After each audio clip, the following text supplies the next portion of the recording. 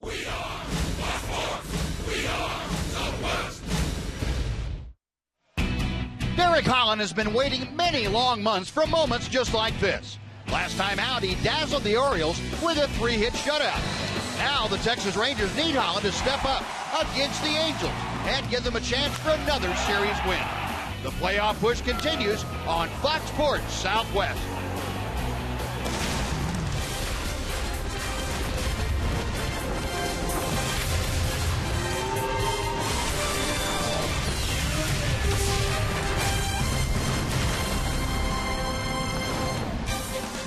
Texas Rangers baseball is presented by AT&T U-verse TV. Well, welcome back to Southern California. It's Anaheim, sunny climes and mild breezes tonight. It is Game 2 with your Rangers taking on the Los Angeles Angels. And welcome in, everyone, along with Tom Greaves, Steve Busby. Delighted you could join us for the Saturday night of Ranger Baseball. Rangers looking for a W to get back on the right track on this road trip. They are going to turn to Derek Holland, but they'll be opposed by a guy they have never beaten in this ballpark, Jared Weaver. You know, Buzz, last night we were talking about 3 hitters the Rangers had to stop. Tonight we'll be talking about their pitcher who has been unbeatable in this ballpark against the Rangers. In fact, in 16 starts, Jared Weaver is 10-0 against the Rangers. Now, he's also been bombed in his last 2 starts, and he's not having his best year. We'll see how he pitches tonight in this ballpark. From the Rangers' perspective, Derek Holland's throwing the ball great. He's coming off a shutout, 9-inning complete game shutout, no walks, and 11 strikeouts on the season. So far, he's only walked 1 batter in 20 innings, so he's throwing the ball well. We'll see what happens tonight. Good matchup, though. Yeah, good reasons for both pitchers to be on a very confident roll at the moment. So we'll see what happens with the Rangers and the Angels. We'll come back to the Big A in Anaheim. Starting lineups and first pitch right after this on Fox Sports Southwest.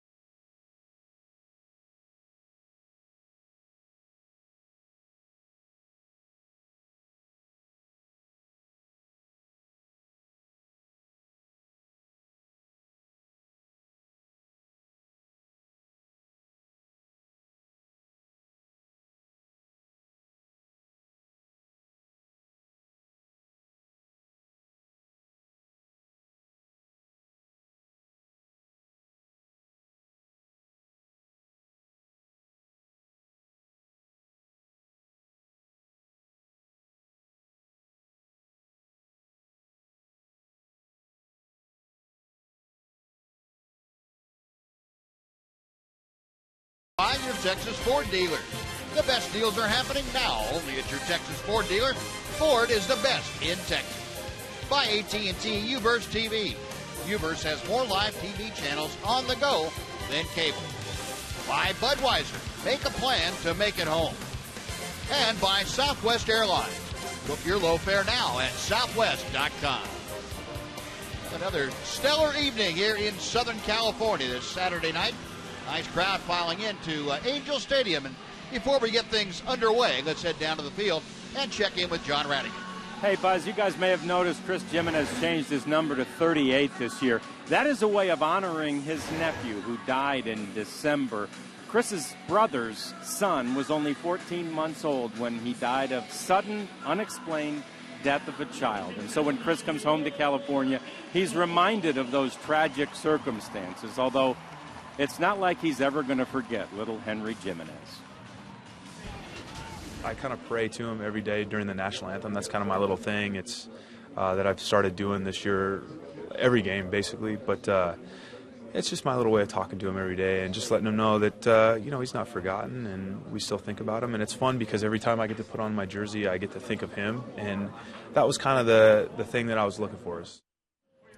And Chris admits that he really believes Henry is a guardian angel for him. He says, look at the numbers. I had 6 home runs in my first 165 big league games. I got 5 in my last 20. He really believes there's a higher power involved here, guys. Touching tribute from Chris Jimenez to his nephew. Thank you, John. What a story. And that I think everybody that has had a child or grew up with brothers and sisters can recognize the significance of a loss like that. And boy, it sure sounds like Chris and his family have turned it into as positive a thing as they possibly could. Well, Chris not in the starting lineup tonight, but the Rangers will send out the 9 to face the right-hander Jared Weaver. Here's the Southwest Airlines starting lineup, brought to you by Tom Grieve. Delino DeShields again will lead off for the Rangers. Shin-Soo Choo had 3 hits last night, hitting .349 in his last 10 games. He'll bat second. Prince Fielder is third. Adrian Beltre is the cleanup hitter, followed by Mitch Moreland, the first baseman. Elvis Andrus, who's been playing great baseball. In fact, he's only made 1 error in his last 34 games. He'll hit sixth. Rougned Odor is seventh, followed by the left fielder Will Venable, and Bobby Wilson, the catcher, will bat ninth. And Jeff Bannister putting that lineup together to face the 32-year-old right-hander Jared Weaver. Now, Weaver spending some time on the disabled list this year with a hip problem. And he's been a little bit erratic since coming back, but nonetheless, he knows how to pitch. And certainly the Rangers will try to find out what he has going for him early in the ball game and then make adjustments.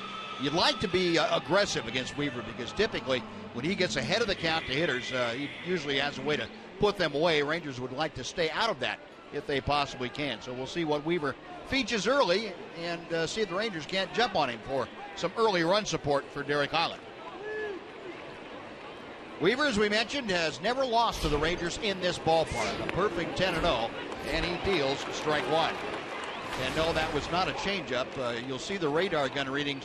Jared Weaver down in the low to mid-80s maximum now. He pitches at the bottom end of the accepted velocity range for a major league pitcher, but he pitches a lot on reputation. And that being hitters don't really know what to expect from him. Even with the lack of velocity, still the change of speeds and good location. Throw just does get Delino DeShields. Boy, Ibar had to hurry and get rid of that. And Delino is out number 1. And we're going to have play held up here momentarily while Joey Probinski, the Ranger video guy upstairs, takes a look at a couple of the angles of the replay and lets Steve Buechele know and ultimately Jeff Bannister know. And they are not going to challenge that on the first play of the ballgame. So 1 up, 1 away, and it brings up Shin-Soo Choo. Well, Buzz, I guess if you took a pitcher and had his velocity drop by whatever his has dropped, 7-8 miles an hour, Weaver would be one guy that would still have a chance to be a pretty good pitcher because he always was a pitcher, not a thrower, and he's got a big curveball and probably still has an effective changeup. So he can still give you fits, even if he's not throwing. I guess he got, what he used to throw, 89, 92? He was 92, 93 when at the height. At his when he was winning 20 ball games. The year one went 20-5 and had quite a few strikeouts. But you're right, Tom, and I think what you see is a guy that all that's happened is the velocity has been taken away from the fastball, but the differential in velocity with off-speed pitches, the command of those pitches, still there, and that's what gives a hitter a lot of problems. And Shin-Soo Choo taking a couple of pitches very close to home plate, but 3-1 now the count. You know, you can go back into the 70s and find another Angel pitcher that had the same thing, and it happened earlier in his career. Was Frank Tanana. Yep. Frank Tanana was a mid-90s guy with a great curveball. Later on in his career with the Rangers, and after that he was probably mid-80s at the best, but he was still a good solid pitcher. He could still win. Shin-Soo Choo, something that Jared Weaver does not do often, and that's walk a hitter. And Choo able to coax a free pass out of him here in the first inning. So Choo at first with one out. Prince Fielder now will step up. Fielder, 316. He is tied with Mitch Moreland for the tops on the club with 18 home runs. And Prince, the most RBI with 73, and he takes high and outside for ball one. The Rangers defeated last night 5-2. Offense had opportunities, but again, getting the timely hit just not in their arsenal last night against the Angels. Rangers stranded 10 in last night's ball game. And Prince takes a little bit low. It's 2 balls and no strikes. It looked like that last pitch was a changeup, and that was 78 miles an hour. His fastball, at least so far, early in the game after 10 pitches, 82 or 83 miles an hour. And that was the report we had about where Weaver was pitching most of the time.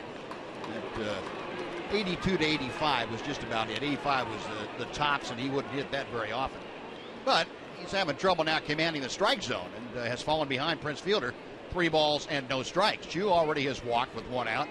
Fielder trying to get aboard to join him. He'll be followed by Adrian Beltre. 3-0 pitch from Weaver. Now 3-1. Wow. That pitch. Home plate umpire Marty Foster being a little I think he anticipated charitable. That a guy with Weaver's control was going to throw a strike on the 3-0 pitch. Big breaking ball, and that bends over the inside corner. Go a full count to Prince. Fielder of late had his 8-game hitting streak snapped here last night. He went 0 for 2. He also drew 3 walks in last night's ball game. Choo at first with a pretty good lead. Throw over there. It looked like Choo was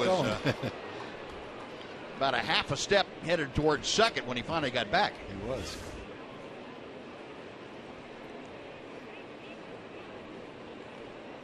Fortunately, that throw was high enough to where C.J. Cron couldn't pull it down quickly to plant the tag. Weaver ready again. On the move is Choo. The pitch is popped foul behind home plate. We'll come back and try it again. And we'll take a look at the Angels defense while we have a moment. The defense backing up Jared Weaver here tonight. Weaver, 35 career starts against the Rangers. That's the most that he has against any team. Colin Cowgill will start in left field tonight. Trout and Calhoun fill out the outfield. Cron the start at first with Featherston and Ibar up the middle and David Freese at third. Chris Iannetta handling chores behind the plate. Again, Choo on the move. The pitch is low and inside. That is back-to-back walks. 2 aboard with 1 out for Adrian Beltre.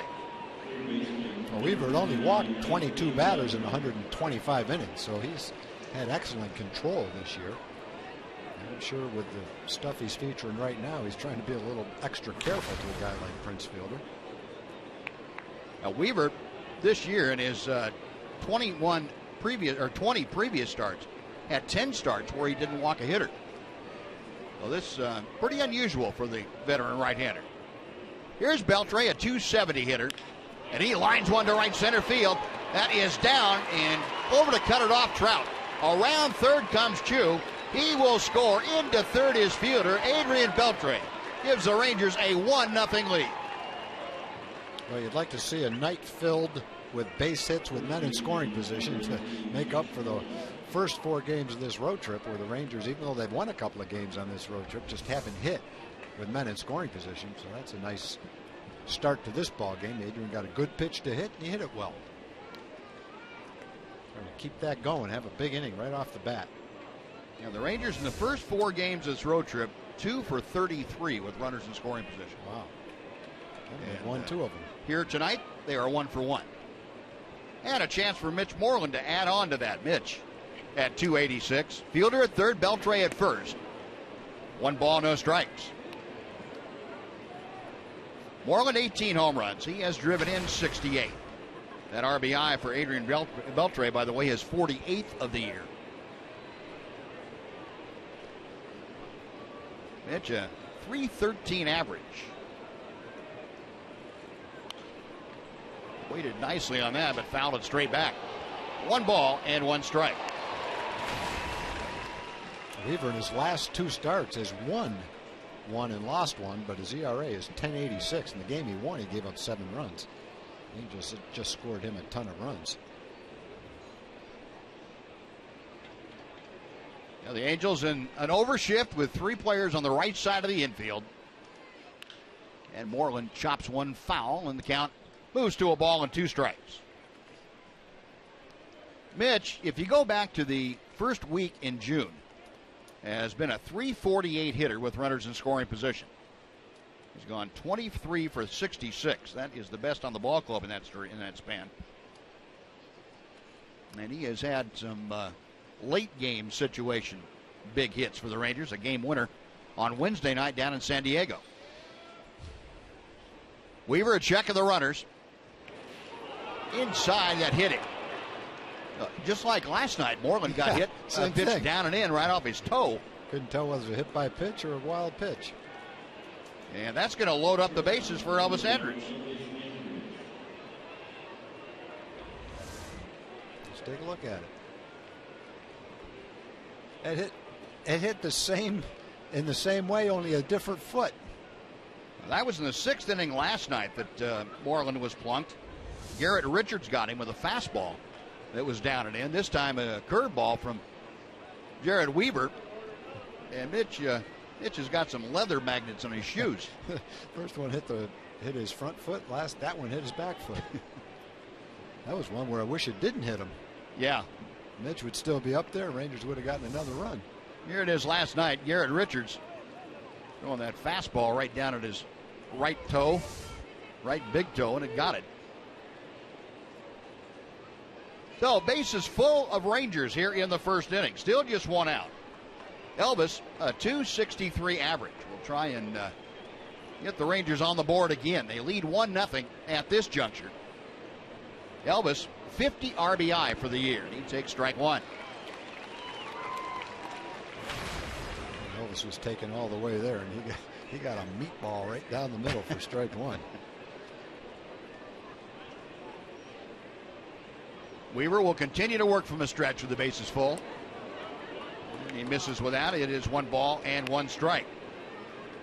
Elvis's high is in RBI is 67. That happened in 2013. And 2 other times besides that, he has been at 60 or more RBI. He's got a real good shot at that level here. Takes it outside. It's 2-1. Weaver's now thrown 23 pitches, only 11 strikes and 12 balls.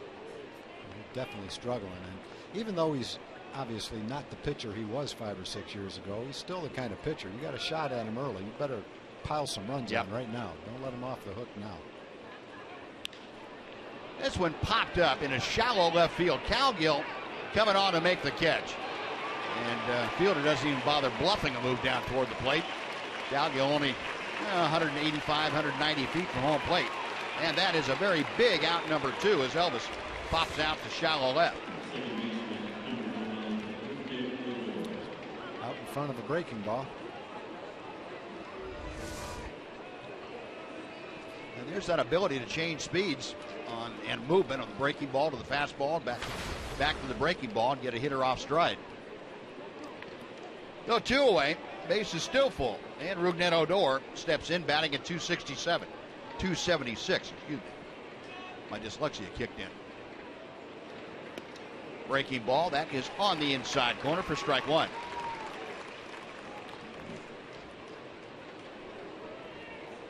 Good look at the sacks filled with Ranger base runners here in the first. And fielder at third, Beltre at second, and Moreland at first. 1 ball and 1 strike.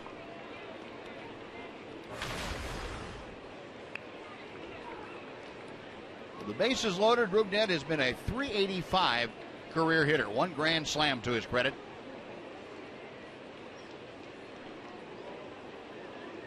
Weaver with the 1-1. Popped into center. Easy play for Mike Trout, and that'll do it. Weaver minimizes the damage. The Rangers get a run on 1 hit, a couple of walks, and a hit batter, and leave them loaded. After a half inning, Rangers 1, Angels coming up.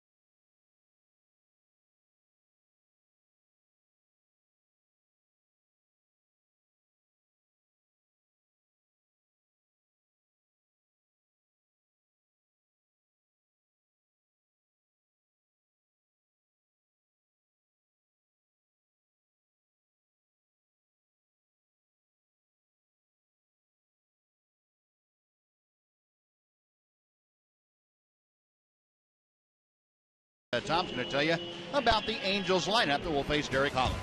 Cole Calhoun is the leadoff hitter for the Angels, followed by Mike Trout. Albert Pujols is batting third, and Ranger killer C.J. Cron is batting fourth. Eric Aybar, a .300 hitter in his last 57 ball games, is batting fifth. David Freese, the third baseman, is sixth. Colin Cowgill gets the start, and even Colin Cowgill has played well against the Rangers this year. He's a .313 hitter against the Rangers. Chris Iannetta is the catcher. He'll bat eighth. And the second baseman batting ninth is Taylor Featherston. And the 28-year-old left-hander Derek Holland from Newark, Ohio, going to work. Our progressive scouting report. Command for Derek Holland has been almost letter perfect. His ability to change speeds in the strike zone. Very important against this Angel club. There's a chopper off of Calhoun's foot, a foul ball. As we said last night with Martin Perez being able to throw the changeup in a fastball count, important for him. And for Derek Holland, the same kind of idea where you can throw something other than that fastball if you get behind. Derek hasn't had to worry too much about that, though. He has been ahead of most of the hitters. Derek coming off a complete game shutout of the Baltimore Orioles, a 3-hitter, which he struck out 11 last time he was on the hill. 1-1 to Calhoun. Calhoun just 1 for 2 against Holland in previous matchups. 21 home runs, 69 RBI for the Angels leadoff man. Holland back to him. Gets the outside corner. Boy, that is an area of the plate to a left-handed hitter Derek Holland has worn out. He has been able to nail down that outside corner to southpaw hitters just about at will. 3-2. Well, Calhoun leading off, trying to get aboard against Holland. He'll be followed by the center fielder, Mike Trout. Holland 6-6 in his career against these Halos. Rather lofty 5.83 ERA. In this ballpark, Eric has had some very good starts. He's also had some rough starts. Overall, he's 4-4. Got the ERA at 5.70. And this is 10th start of his career here in Anaheim. Holland to the wind, another 3-2 pitch. Right to Rougned Odor. One gone. Oh, Mike Trout coming up. Let's take a look at the Ranger defense. It's delivered to you tonight by DeMontront RV. Rangers outfield, Will Venable back in the left field position starting tonight. Derek Holland, 21 career starts against the Angels. That's the most that he has had against any one team. Delino DeShields, Shin-Soo Choo fill out the outfield. Moreland, Odor, Andrews, and Beltre with Bobby Wilson catching for Holland tonight. Now one up, one away, and Mike Trout takes strike one.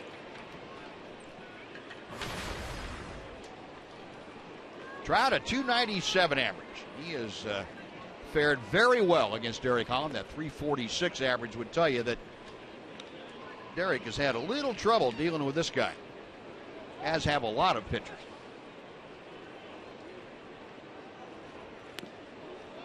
Two balls and a strike.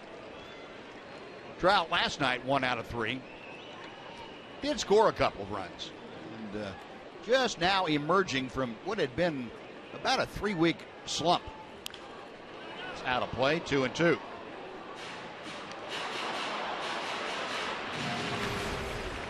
Trout endured an 8 for 39 skid. That's a 186 mark.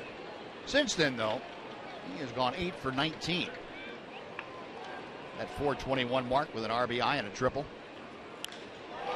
Right center field, that is trouble. Up the alley and off the very top of the wall. Trout not stopping at second. Choo backs up the play, but his throw is not going to prevent Trout from going in to third base with a triple. And that was about 2 feet from being in the seats.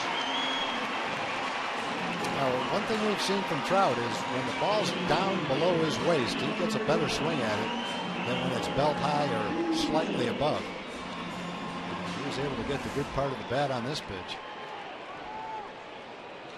Inside part of the plate, right near the center of the plate, though. Probably not exactly where Derek tried to get that pitch.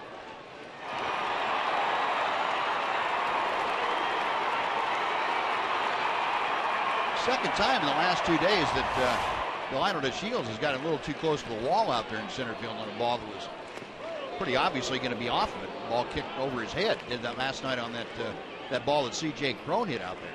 Yeah, you have to make up your mind if you're going to be able to catch it or not. And if you're going to catch it, fine, you go to the wall. But if you make the decision that you can't catch it and it's going to go off the wall, then stop a little bit sooner so that you can get the carom and keep the batter, even the guy as fast as Trout, keep him at second base.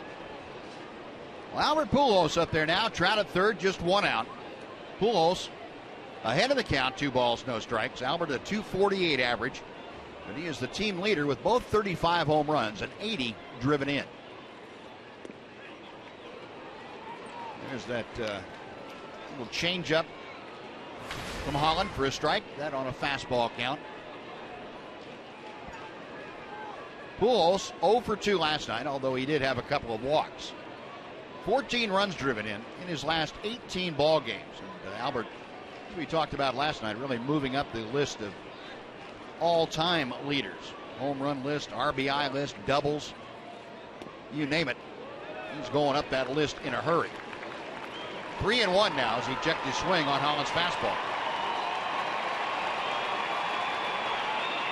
Well, Derek in a bit of a spot here in the first inning. You got C.J. Cron waiting in the on-deck circle. Outside, ball 4, and Pujols draws another walk. Oh, runners at the corners for Cron. Well, it's not good that Cron's coming up, but it is good that there aren't 2 outs.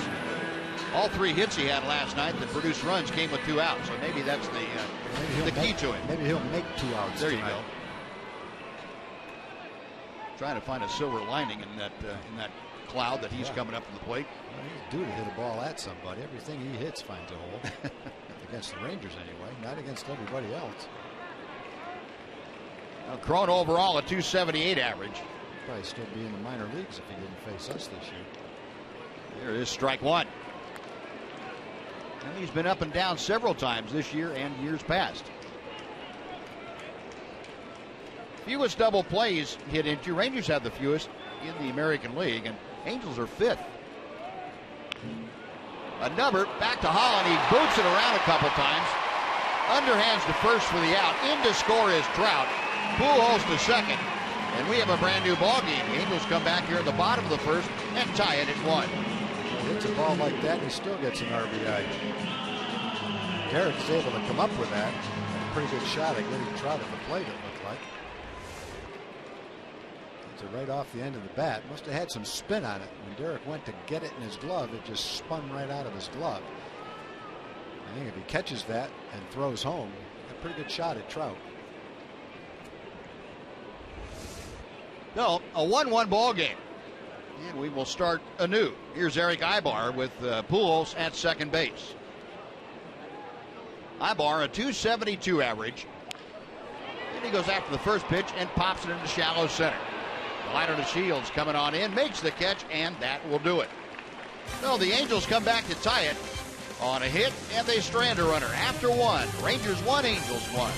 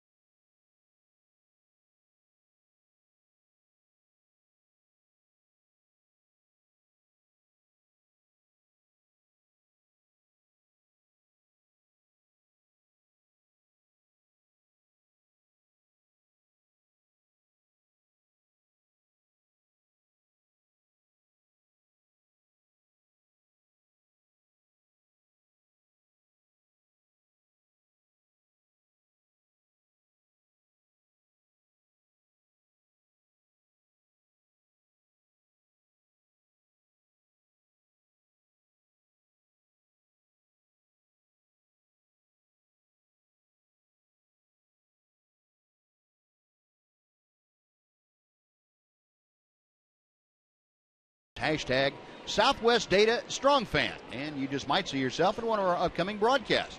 That's all brought to you by the good folks at T-Mobile. Chance to maybe get your photo selected. We'll show you tonight's selection a little bit later on in the ballgame.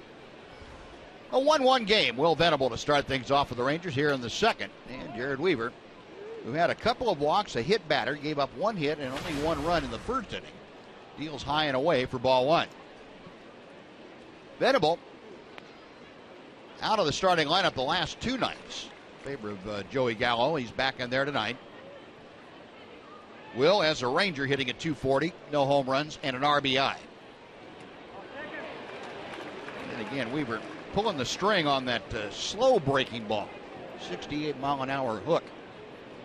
1-2. Venable is a Padre this year prior to the trade, a .258 average. Call, strike 3. Venable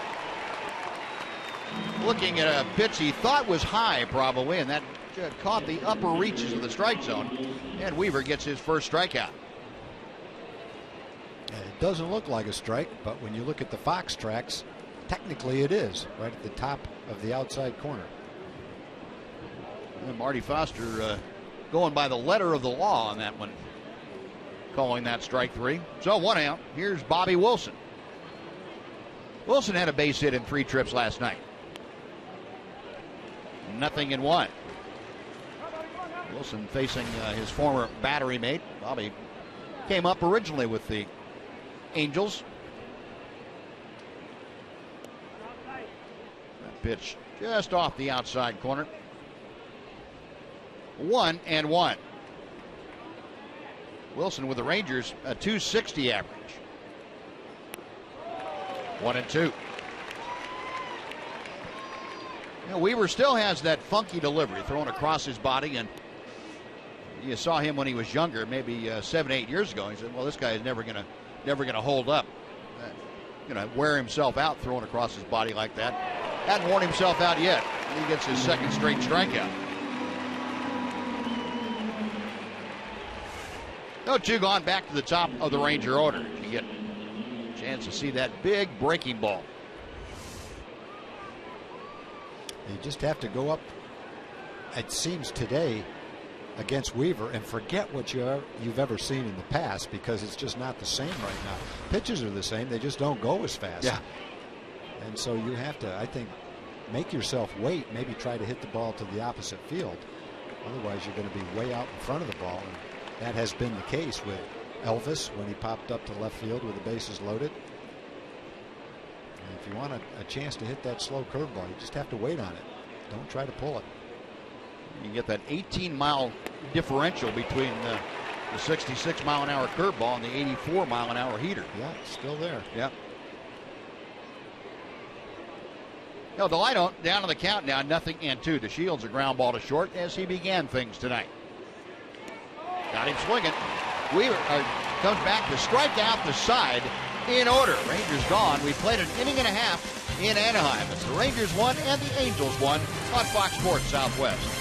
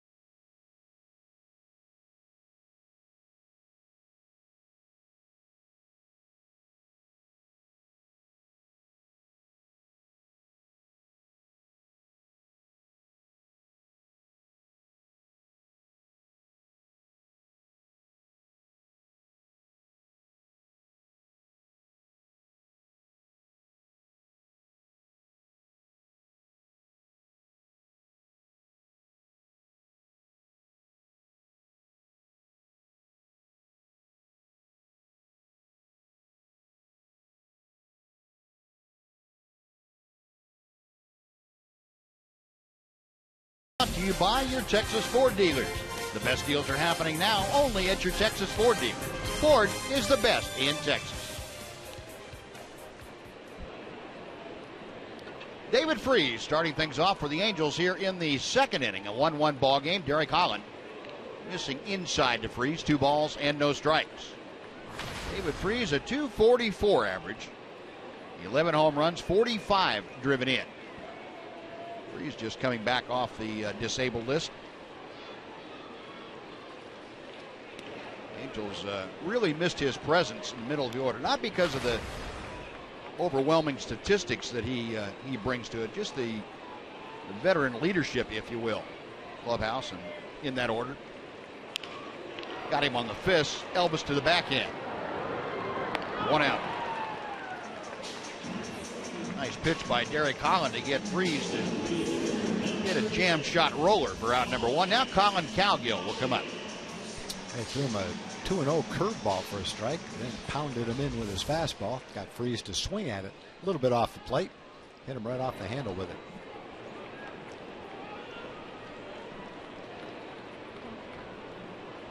Here's Cowgill stepping in. We did not see Colin Cowgill last night. He was just activated off the 60-day disabled list. Cowgill missed 84 ball games with a sprained right wrist. Average just at 177 for the year. 1 ball and 1 strike.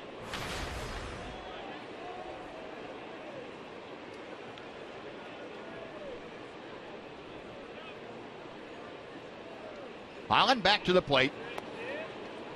And that just missed. 2-1. Cowgill this year against Ranger pitching has gone 5 for 16. That's a .313 average. That one lashed foul down the first base side, back into the seats. And the count evens at 2-2.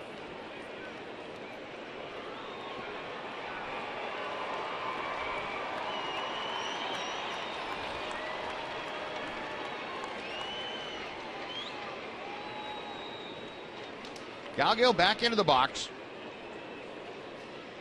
Holland to the plate. Call strike 3. Well, we've seen a couple that looked like they were a little bit closer than that called strikes. That one was near the strike zone. That call went Derek's way.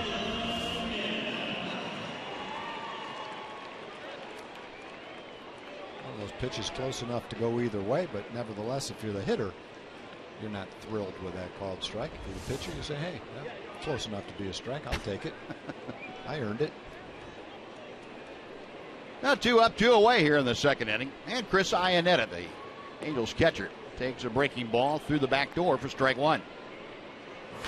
Iannetta, a 180 average for the year. Against Holland, though, he has been hitting to a .353 clip.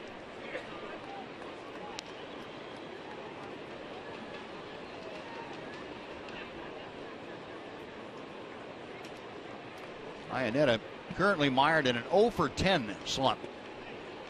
As that fastball catches the inside part of the plate, it's 1-2.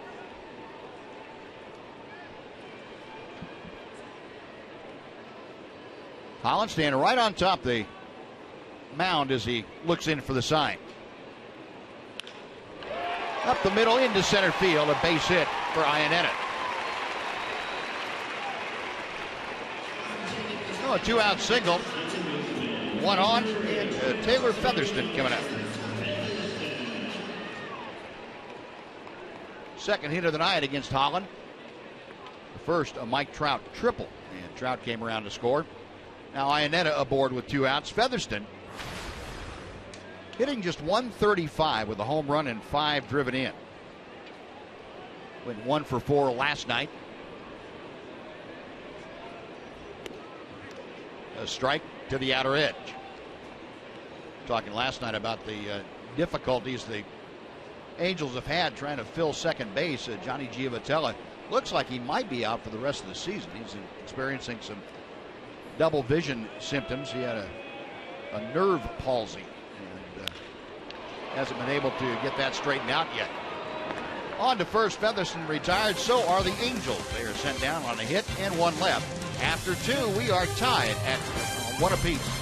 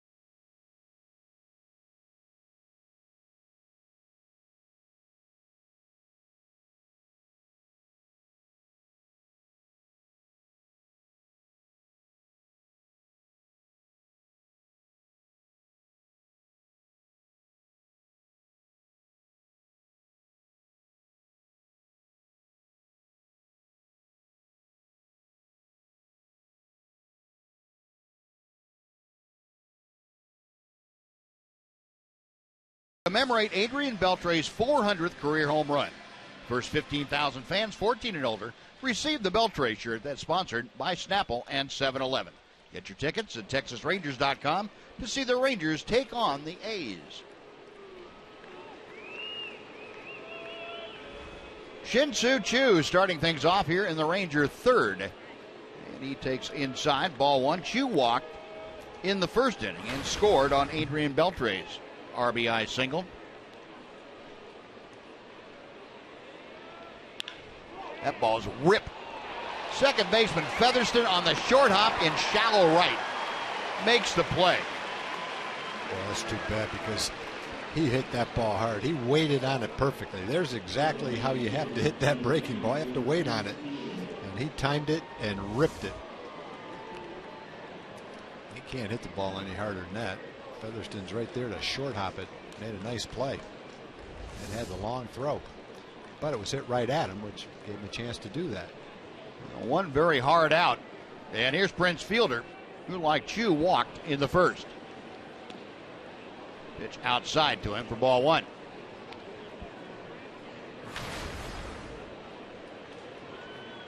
.316 the season average for Fielder. Came into play tonight, fourth in the American League with that average. He still, talking about Prince Fielder, leads the American League in road average. .323 road mark is the tops in the league, and a cue shot down to Freeze. That is out number two. And before Adrian Beltre comes up for his second at bat, let's send it back to Aaron Hardigan for a Mazda game break.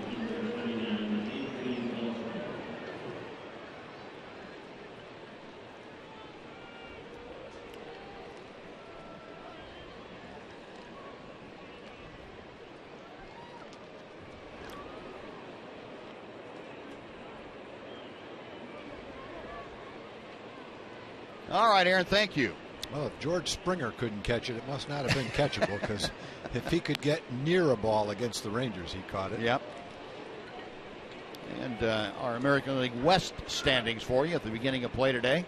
Astros, that 3-game lead over the Rangers. The Angels now 2.5 back of the Rangers. And Beltre shoots one foul down the right side, back into the crowd.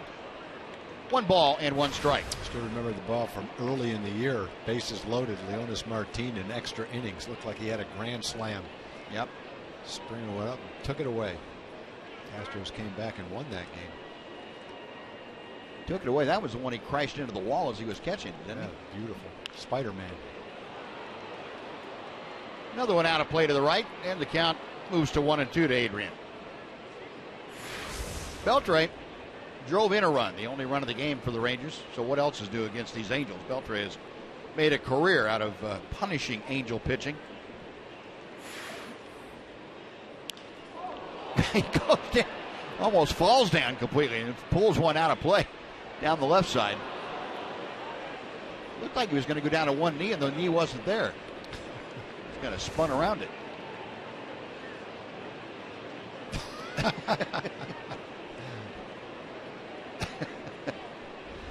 Weaver wasn't sure exactly what he saw. He was looking back at him, wondering, what did I just see? Another 1-2 pitch. Freeze has a nice hop coming up about chest high, throws out Beltre. 8 consecutive now set down by Jared Weaver and the Angels. After 2.5, Rangers 1, Angels 1.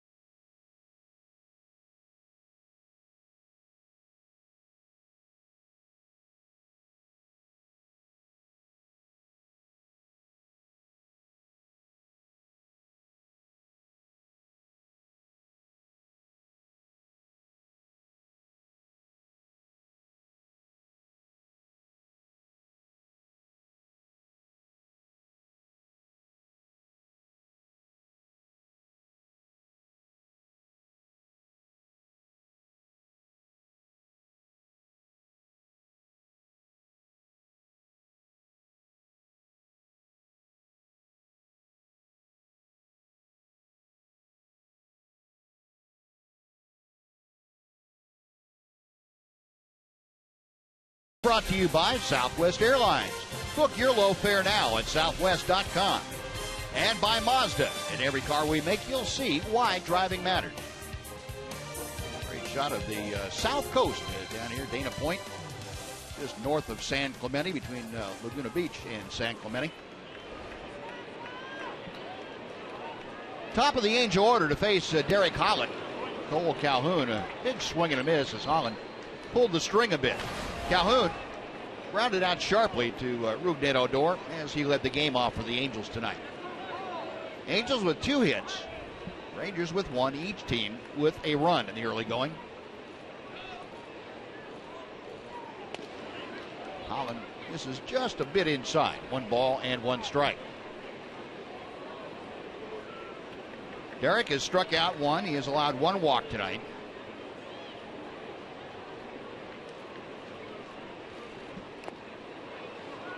One and 2.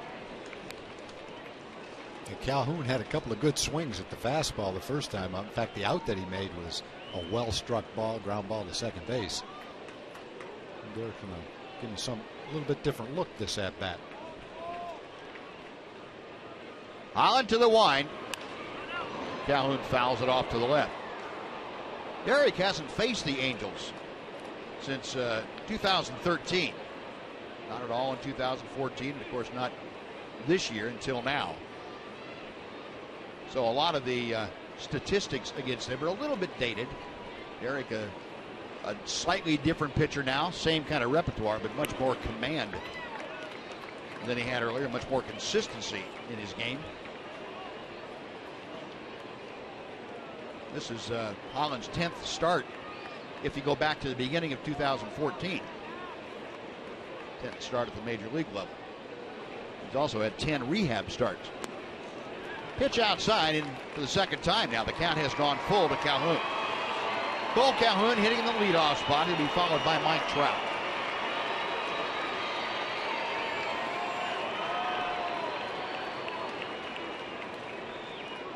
Holland, that look of determination on his face. Left-hander to the wind, and time call.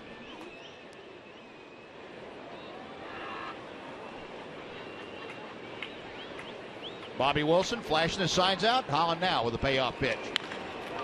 Rolled softly this time after Rougned Odor. Much different at bat that time. He was late on the fastball because Derek showed him a lot of off-speed pitches, and on the last pitch got him with an off-speed pitch way out in front of him. He might not be quite so comfortable the next time up there. Now with Mike Trout coming up, we'll go to our Ford leaderboard for the on-base percentage leaders. Go back to Trout's first full year. That was 2011. He is 3rd in baseball, following Joey Votto with a 437 on-base percentage, and Miguel Cabrera at 419. Those are the only 2 in baseball in that time span that have been over 400. Trout at 396. Trout had the triple high off the wall in deepest right center field. 1 ball, 1 strike. This one's going to be tough to hit.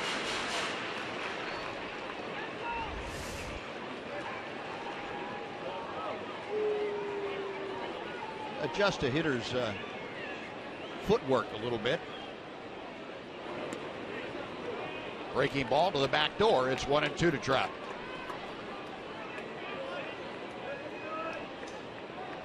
Trout after that triple now, hitting just 1 click below 300 for the year. Got him swinging. Good breaking ball. And that is strikeout number 2 for Holland. 2 gone. Second time through the lineup, it's a little bit different look.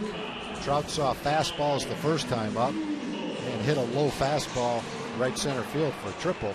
This time up, he's got a pretty good dose of off-speed pitches, and Derek controlled that at bat pretty well. Same with Calhoun.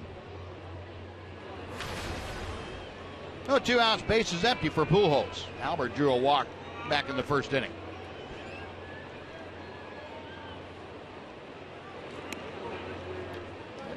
Breaking ball hangs outside to him. Pujols 6 for 22 against Holland. That includes the postseason matchups. 2 of those 6 hits for Pujols left the ballpark.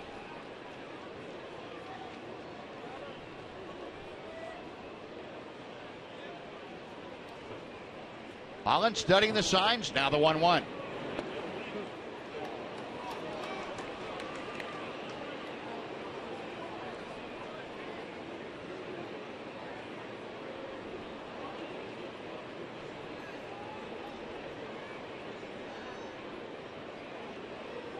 Pujols asking for time, trying to think through his progressions. Now the 1-2 pitch. They all got a good dose of the breaking ball that time, Buzz. Sure did. And Elvis throws out Pujols. It's a 1-2-3 inning. First time Derek has sent the Angels down in order. We finished 3. We are tied at 1.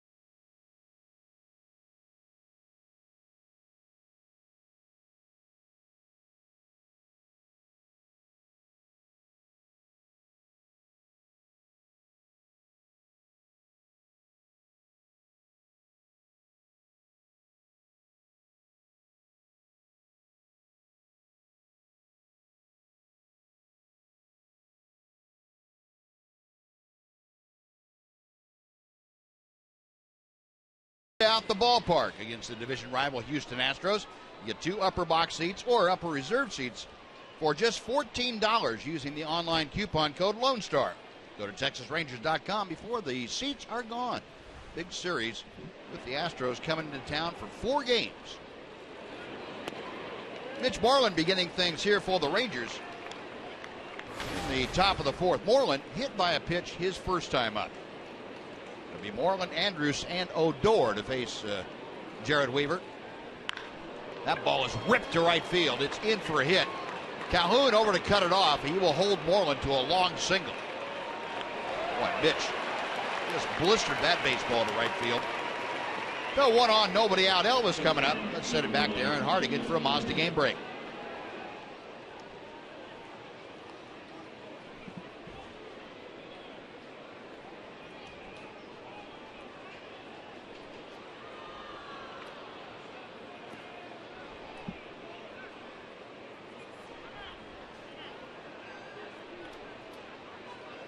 All right, Aaron, thank you. Big win for Minnesota. Sure was. Trying to hang in there with a young team, and they're doing it. Irvin Santana pitched well today against the Astros. Got Aaron Hicks back in the outfield. And that was Sano. Put Buxton and Hicks together. Yeah. They've got a lot of good young players. They might have as good a group of young players as any team in the league. Yep, I agree with you. That makes it a big game for the Rangers and the Angels tonight, too. The Angels trying to get back in it. Rangers trying to stay right where they are and pick up a game on the Astros. Elvis takes that slow breaking ball down at his shoe tops. 1 ball, no strikes. Andrus, a little soft fly to center field his first time up there. Or to left field, excuse me. 0 for 1 tonight, hitting at .263.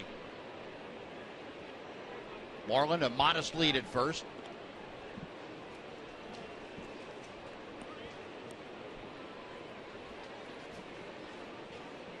And this season, how about the leaders in this ballpark this year? Elvis atop that list at 357. Mitch Down at 320 is fourth best here at Angel Stadium. High and tight to Elvis. 2 balls and no strikes. Elvis having a very good trip. He is on 5 for 13. That's a 385 average. Sit in the last 6 ball games consecutively. Fair ball down the third base side. That is in for extra bases. Moreland plugging around to third. He'll be stopped there into second with a very hard hit double. Elvis Andrus, Rangers second and third, nobody out.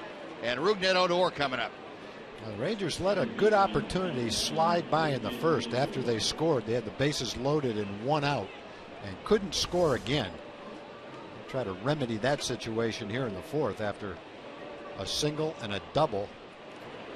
Rougned, Will, Bobby Wilson, the bottom of the order, can plate some runs, give the Rangers a lead. Not let Weaver off the hook this time. Well, Elvis increasing his average against Weaver. He came in hitting a 304. Here's Odor with the infield back. Good and quite timed that slow breaking ball. 0-1. See Ibar and Featherston back and shading Odor around to the right. Frees the third baseman even with the bag, as is C.J. Cron over at first. Odor, a fly ball to center. That was back in the first inning. A ball and a strike.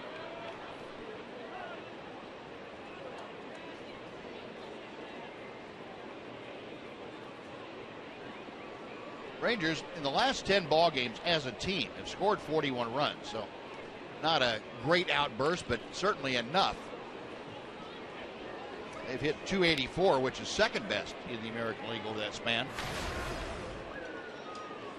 Yeah, they're also second best when you go back to the All-Star break. 45 games. Rangers have hit 276. Mitch Moreland over at third. Elvis Andrus trailing him at second. High and tight. After those slow curveballs, that ball probably looks like it's 94 miles an hour. Probably. 2-2. Weaver continuing to work from the stretch with second and third and nobody out. Jam shot popped up. Weaver is making the call on the catch. And Rougned Odor, a very short out, 1 gone. Yeah, you know, it's not much of a pop-up when the pitcher catches it. No, he threw him the slow curveballs and set up the fastball in and got it way in on him. Pitch out of the strike zone. Really expanded the zone and kind of played right into Weaver's hands right there. And they are going to intentionally walk Will Venable. Get to the right-handed hitting Bobby Wilson. So the percentage move here employed by Mike Scioscia with runners at second and third and 1 out. First base open, and Venable, even though he went down looking at strike 3 his first time up, you've got the left-hander facing the right-hander Weaver, and Scioscia wants to set up that potential double play with Wilson to be the hitter. Yeah, it does set up the potential double play, and also I think Bobby in this at bat is going to have to show that he can wait on the slow curveball, because that's what he saw a big dose of the first time up and was way out in front of it. So see if he can make an adjustment right here and see if Weaver continues to try to get him out with that slow curveball. Just don't want to squander an opportunity right here. Put the ball in play somewhere. So Wilson up there. Moreland, Andrus, and Venable. Third, second, and first. Bobby, a 200 hitter for the season overall. There's that slow breaking ball and a nice block by Iannetta. This is where Weaver really has to have a lot of confidence in Iannetta's ability to block that breaking ball, because you want to throw it pretty close to the dirt, and you want to feel as a pitcher like if you do get it too low that Iannetta is going to be able to handle that and not allow the run to score.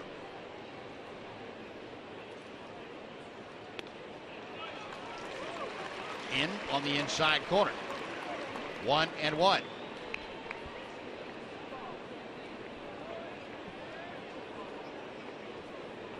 Bobby Wilson with 11 RBI this year. It's the combination of what he did in Tampa Bay and what he has done with the Rangers. This one popped up. Featherston backing out. He will make the catch. The infield fly rule in effect. And that is a big out number 2 as Wilson pops it up. Now the base is loaded and 2 outs for Delino DeShields. Rangers need a hit. They need a big hit. Something good to happen here.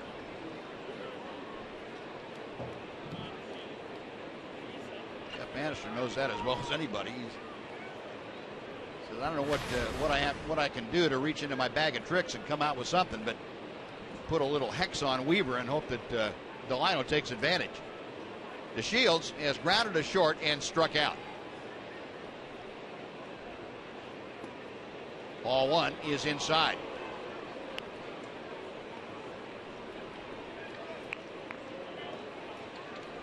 One thing we've seen with Delino this year, he's not going to expand his strike zone. Or typically he's not going to. He will make Weaver throw a strike. Rangers at every base. The 1-0 pitch. That is just off the outside corner. 2 balls and no strikes. Well, that's what Weaver was trying to make him do. Expand the zone on pitches that he wasn't going to be able to do much with. But now with the bases loaded and 2-0, a little different situation. Delino waiting. Check swing roller down to first. Underhand to Weaver covering, and that'll do it. Rangers have second and third and nobody out. Do not score against Jared Weaver. They leave the bases full on a couple of hits and an intentional walk. After 3.5, Rangers 1, Angels 1.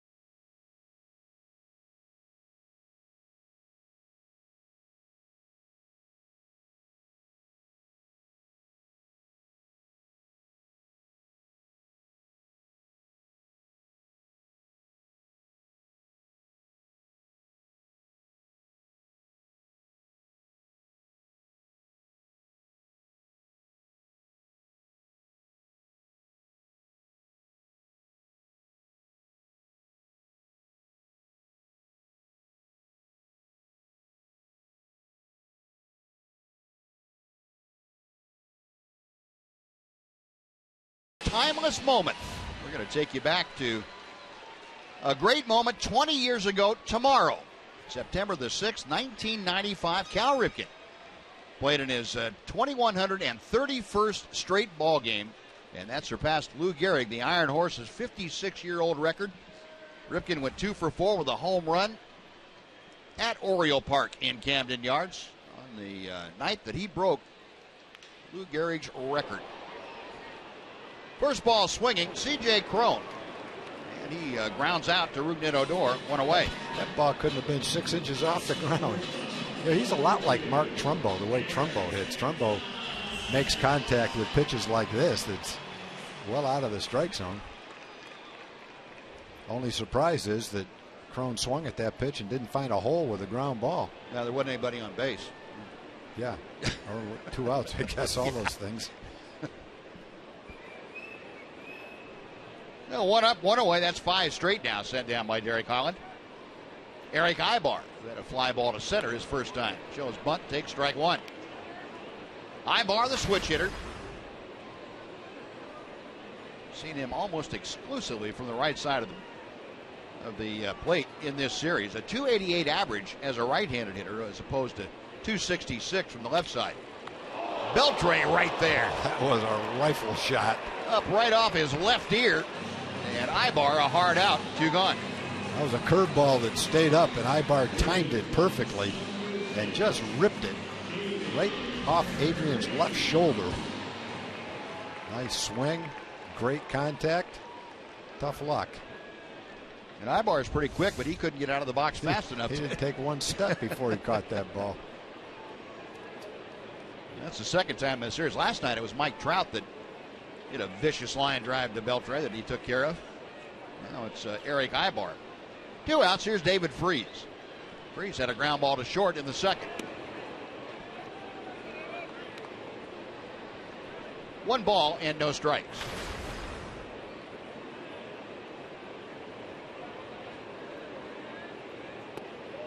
Now 2-0.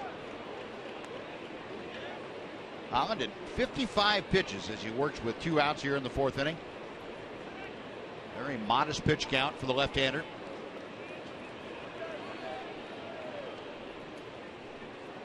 The 2-0 to Freese. Now 2-1. Talked about Weaver not walking anybody. Derek Holland is on a streak where he's walking hardly anybody. Had a total of 1 walk this year prior to tonight. Beltre unloads in a hurry and shoots down his counterpart at first. A 1-2-3 inning, 7 straight set down by Holland and the Rangers. After 4, we are tied at 1.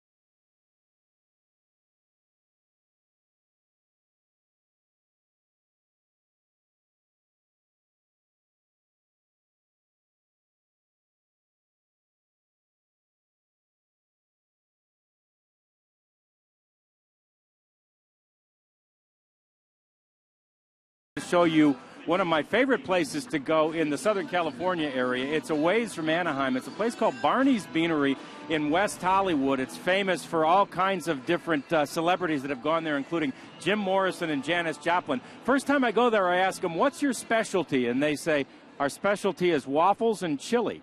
So I said, okay, I'll take that. So there it is, waffles and chili. But they don't give me any instructions, so I just take the chili with my spoon and I dump it on the waffles. And I got to be honest, it was delicious, but the waitress comes back afterwards and she says, you know, sir, we've told a lot of people over the years that our specialty is waffles and chili. It's waffles if you're coming for breakfast. It's chili if you're coming for lunch or dinner. Nobody's ever had it together before, but I did. Hey, and, you didn't have a chance to go to all 3. You were just going once, so you just sampled it all. I don't blame you. That was it. And yeah. You know what? Waffles with chili on top, not bad, guys, not bad. Well, I have to admit, that's a combination that I don't think Buzz and I have ever thought of, John. No, that's something new for us. I got to be honest, I put syrup on top of all that. Wow. Man, it was good. Boy. Look at you, man. Chu found a hole this time. Bat, boy. He ripped one that Featherston almost got handcuffed on last time up. This time he finds a hole, and Jew aboard with a leadoff single. Last night he had 3 hits, and then one of the outs he made was a rope into the gap in left center field that Shane Victorino made a great catch on. You want to get a little lesson on how to wait on the slow curveball. Just watch Chew tonight. He's pretty much the only one that's been able to wait on that slow curveball, and he's hit it hard twice. Chew aboard. The Rangers down with 4 hits. Angels with just 2 tonight. Prince Fielder, a walk and a ground out. 1 ball, no strikes. Fielder walked, got as far as third base in the first inning. That was when the Rangers had the bases loaded and 1 out after scoring a run and couldn't get any more across. Weaver, a check of first. Inside. He was trying to take one for the team right there. He wasn't leaning into it, but he wasn't getting out of the way too fast either. Well, actually, he was leaning into it. He just missed. He tried to make his elbow go in the same path as the ball, but the ball was by him. And that 2-0 slow curveball drops in. I'll say this for Weaver, too. He's thrown a lot of slow curveballs, but most of them have been on the outside corner. Some of them touching the top of the strike zone. Some of them at the bottom. He hasn't popped too many right down the middle of the strike zone. Oh, Fielder just gets under that one. That's way up in the air, and Calhoun underneath it makes the catch. Another example. He waited for that one perfectly. Yeah. He just got underneath it a little bit. Chew waited and hit it right in the middle of the bat. That time Prince was just barely underneath it. Otherwise, it'd still be coming down. Now let's look at our Kubota power stats. We were talking about Jared Weaver. How about the stats he has against the Rangers in this ballpark? 10-0, 2.3 ERA in 16 starts. Rangers have hit a meager 222 against Weaver over the years. It has been a lot of futility for the Rangers, and they've seen some more of it here tonight. They've had base runners in the first inning, in the fourth inning. Fourth inning, they had second and third, nobody out. Ended up having bases loaded and 1 out, didn't score.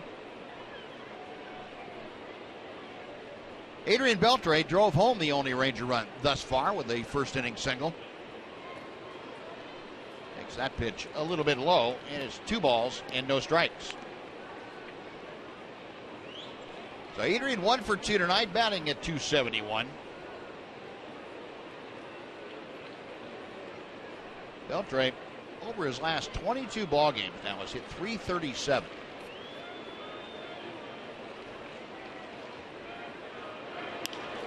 And he pops it up.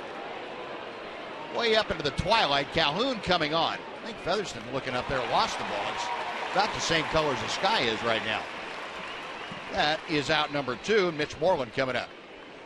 Well, folks, it's Safety Saturday. Be sure to follow us on Twitter. Brought to you by the Texas Department of Transportation.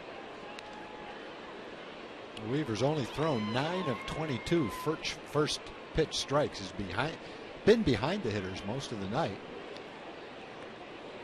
But it hasn't affected the outcome at all. Now, what he's been able to do, Tom, too, when he's gotten behind, he's been able to drop that slow curveball in for a strike almost at will. I mean, it's not ideal that you pitch 1-0 and 2-0 to everybody. Moreland drives one to right, but he hooked it. Down the line, plenty of distance, but about 30 feet foul as he got to the pole. Yeah, he had 2-0 with the bases loaded to Delino, and I'm not sure what the pitch was he threw him, but something up and in up and away wasn't a strike. Delino tried to check his swing and tapped it right back to the first baseman. The Rangers been in some pretty good counts. Yeah. Weaver's been a little too crafty for him so far. Now, Mitch tonight has singled and been hit by a pitch. He is 1 for 1 officially. He waited on that pretty nicely and took it low. 1 ball and 1 strike.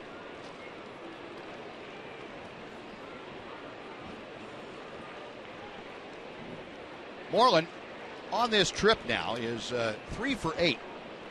You remember the series in San Diego, the 3 games down there against the Padres. Mitch was relegated to pinch hitting. Prince Fielder got the start at first in all 3 of those games, and Mitch had 3 consecutive pinch hitting appearances. Something we don't see a lot of in the American League, but you certainly do in National League ball. Mitch, of course, one of the best pinch hitters in the American League statistically this year. He is 5 for 10.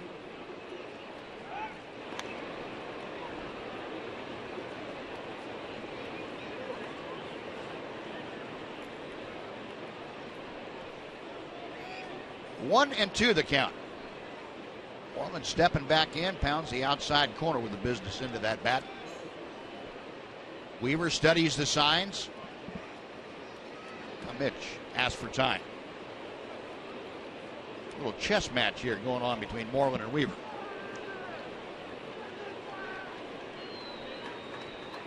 Now everybody's set.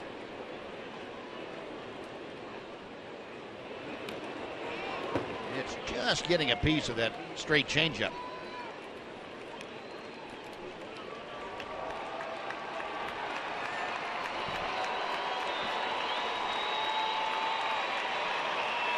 Crowd out here in Anaheim now encouraged to get loud, as the ribbon boards around the park say. They comply for about 5 seconds. Short attention span out here. They didn't tell us how long. Get loud for a long time. They just said get loud. There goes Chu. The pitch is low and inside, no throw. And Chu swiping second base without a throw. Weaver really taking a high leg kick. Not too concerned about Chu, who stole second base about as easily as you can, unless it's indifference on the part of the defense. Well, for Chu, his 4th stolen base of the year. He is in scoring position now with 2 outs. Weaver checks him. The 2-2 pitch to Moreland. A full count. Now Weaver now can be a little more careful. Moreland up there, a left-handed hitter. The first base is open. And you have Elvis Andrus, a right-handed swinger, in the on-deck circle. Payoff pitch. Get into the teeth of the shift. Featherston. Hard throw, and they get Moreland by half a step. Side retired, no runs a hit, 1 man left. We played half the ball game as the Rangers won and the Angels won.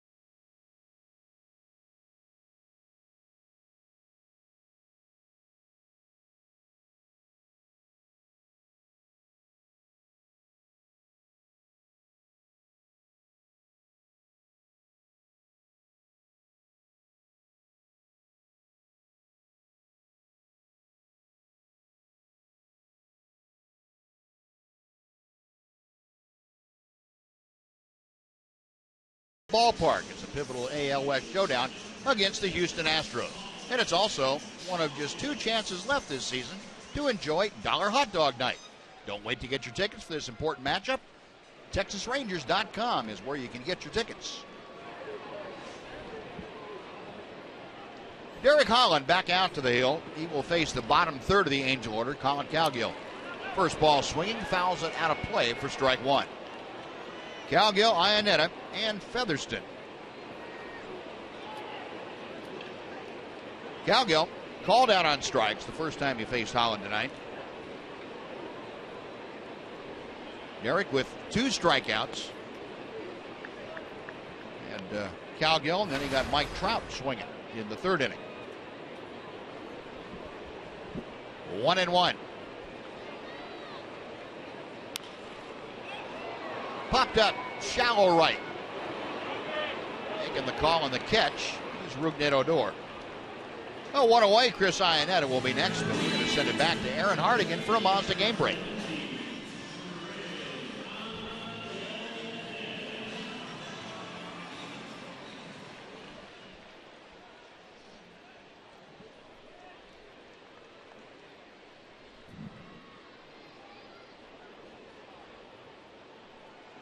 Thank you, Aaron.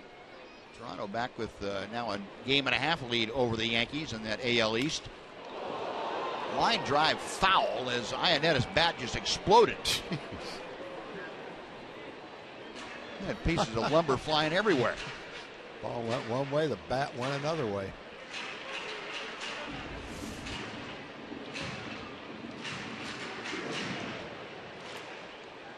Boy, that's a sharp end again, just end over end, right toward Derek. Kind of like a football. You don't know which way it's going to bounce when it's bouncing on the ground like that. Derek wanted nothing to do with that. I don't blame him. Well, Iannetta with a new bat. Now the 0-1 pitch. A ball and a strike. Get our super slow-mo look at that thing. 2-1 as Holland takes something off and misses low. Iannetta hasn't hit for much of an average. Got a lot of at bats for only being able to hit 180, but he's always been patient. He's never been a guy that expands the strike zone very much. 2-2. No, and kind of to that point, Tom, Iannetta in his career as an Angel hitter has the 3rd most walks by an Angel catcher. 188. 3rd most walks in club history. The Angels have been in existence since 1961. So we're talking about a few players that have come through here. Yeah. Iannetta only has 250 at bats, but he's walked 38 times. That's among the leaders on the Angels. And that pitch just outside as Iannetta eyeballs it off the plate. Mr. Twist his ankle a little bit. Follow through. Yeah, his left leg twisted a little bit. Bobby Wilson going to go out there and ask him about that along Adrian Beltre, and Mitch Moreland noticed the same thing, and they want to make sure the left-hander's okay. Make sure that it wasn't his knee that he had surgically repaired last year. Well, Derek assuring everybody he's just fine. 3-2 the count to Iannetta. Payoff pitch on the way. Lost him. And Iannetta, showing you the knowledge of the strike zone, draws the 1-out walk. Second walk issued by Holland tonight, first since the 1st inning. Taylor Featherston now, the 9th place hitter, will come up. Featherston had a ground ball to second back in the 2nd inning.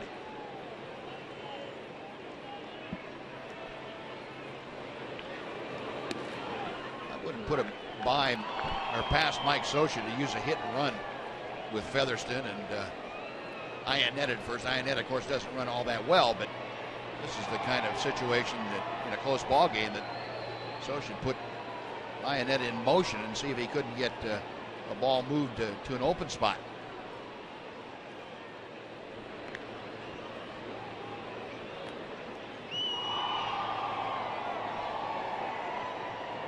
Holland just a little toss to first. Derek approaching the 70 pitch mark here tonight. So far, 41 strikes, 27 balls.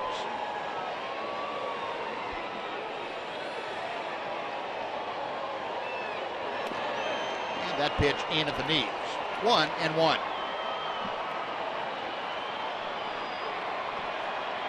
Featherston hitting at just 133. He is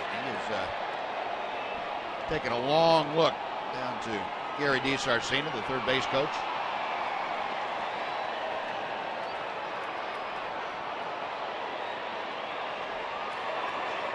Two and one.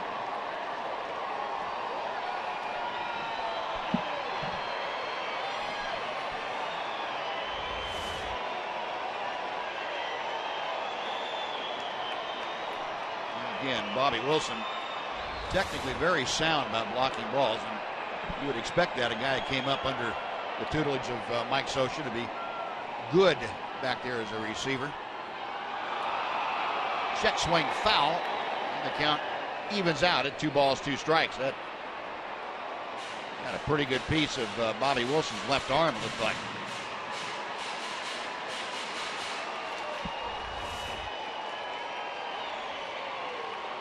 Well, catcher, you're reaching up for a pitch like that, really puts you in a vulnerable position. The ball's ticked down below your glove.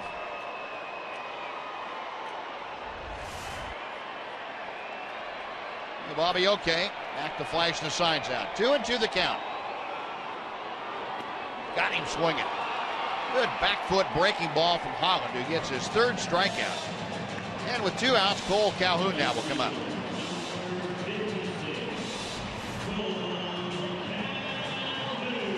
Just about the exact location you want to throw that pitch. Down and in enough to where it's tough to do anything. You might tick it, foul it straight down, and close enough that you're going to swing at it. He located it just where he wanted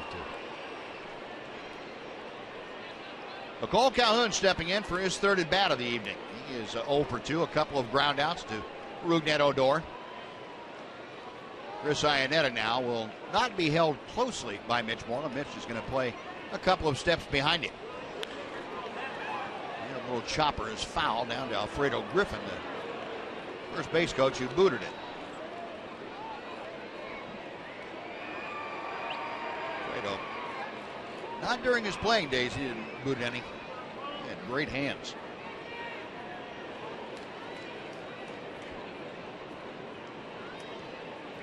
Nothing in 1 the count.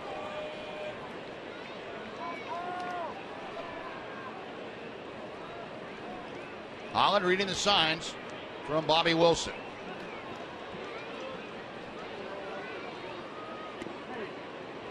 One and one. Calhoun in his 42nd game as the leadoff hitter. He has been hitting .281 in this position. He's made starts in the first 6 positions in the batting order this year. Mike Scioscia finally settling on him as the leadoff man. There goes Iannetta. The pitch is a strike. The throw to second in plenty of time to get Iannetta. Well, you said he might be running, Buzz. He wasn't hit and run, but he was moving. Yeah, he was, and he got shot down by Bobby Wilson. 5 innings in the books. Rangers won and the Angels won.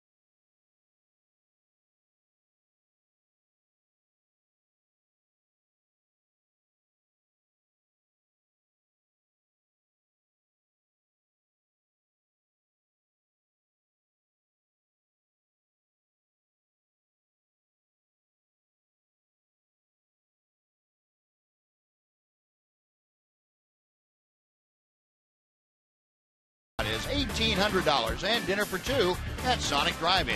If a Ranger hits a home run during this inning, Graciela Carollo of Arlington will win $1,800. And if a Ranger hits a grand slam this inning, Graciela is going to win $25,000. You can register at any participating Sonic restaurant. Well, Elvis Andrus will start things off for the Rangers. It'll be Andrus, Odor, and Venable to face Jared Weaver. Rangers a run on 4 hits. The Angels a run on 2 hits tonight.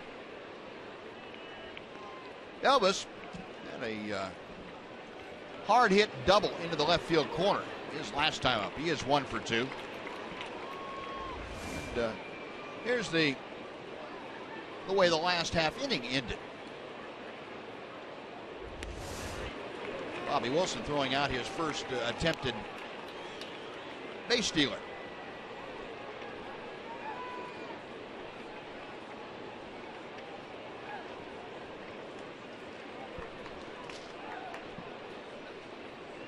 Oh, 2 pitch. And we'll reset and try it again. Matter of fact, the two guys that we've talked about, Chris Jimenez and Bobby Wilson, the job they've done, the handling the pitching staff and what they've done offensively, really big contributors. The only thing they hadn't done prior to that throw out of Iannetta was throw out an opposing base runner, and now they have. So that's another box checked off. Boy, Elvis not even thinking about going after that slow curveball. Well, the Rangers caught Garrett Richards last night less than his best. He walked 5 guys, but they couldn't get that big hit. They had a lot of men in scoring position 4 or 5 times in the first 4 or 5 innings.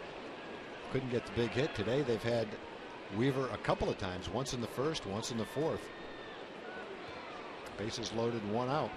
Could not get a run in. Couldn't get the sacrifice fly even, let alone the base hit that might have broken the game open a little bit. Weaver misses outside. That fills the count. So Elvis trying to get aboard to start the Rangers 6th. Rougned Odor waiting in the on-deck circle. Weaver to the line, payoff pitch.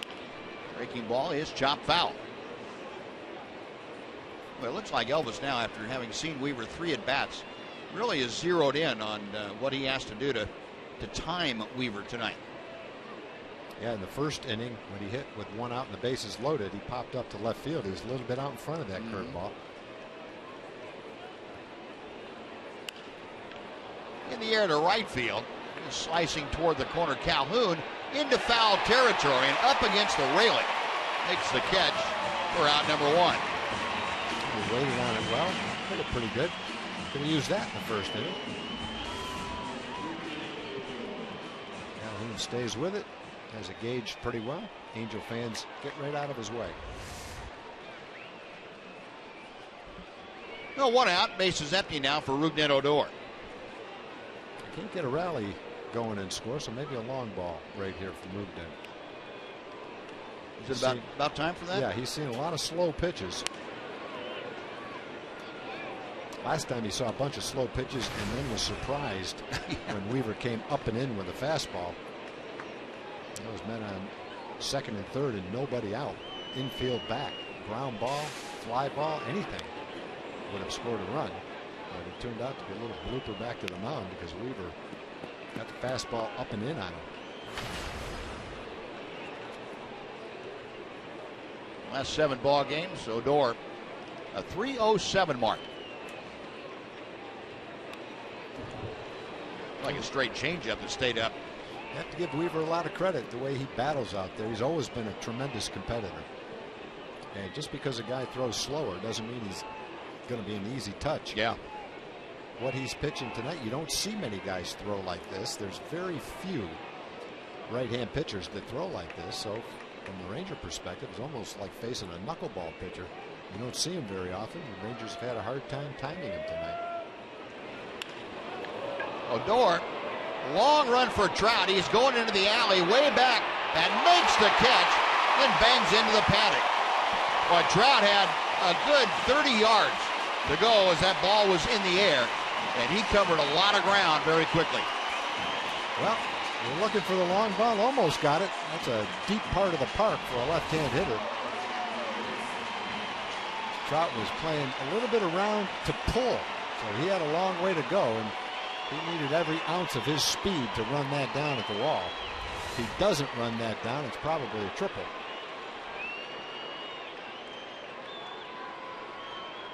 Mike Trout a little winded out there after that sprint to left center. Here's Will Venable. And Weaver misses outside with that slow breaking ball. Venable has been called out on strikes. Last time up, he was intentionally walked. So Will continuing his streak of reaching base as a Ranger now. This is his 13th game for the Rangers. He has reached safely in all the games, either by a hit or a walk. And you see the consecutive streak there as Weaver drops in that slow hook.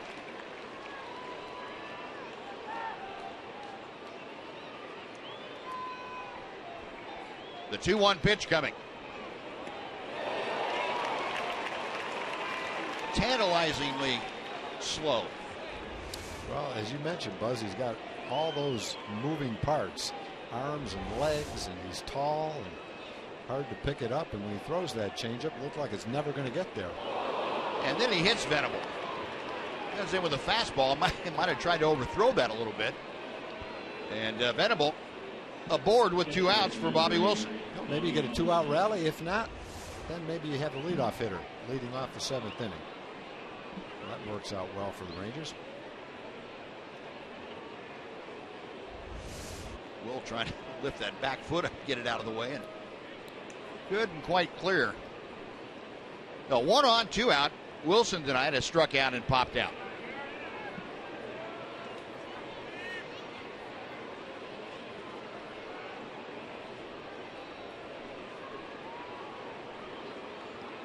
Venable very much a base stealing threat. That list we were showing you about most consecutive games reaching base safely at the start of a Ranger career. Venable now has joined Jim Leyritz and Mark McLemore at 13 games to start off their Ranger career. The only players with more, Randy Velarde and Milton Bradley, each reached base in their first 15 games in a Ranger uniform.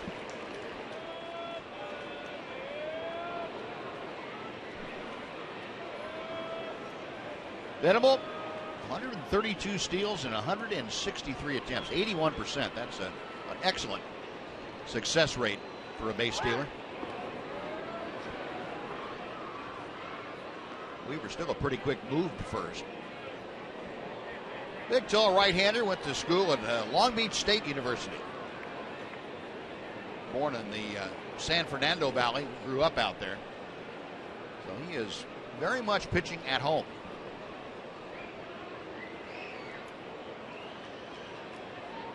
Another quick move, and Venable diving back.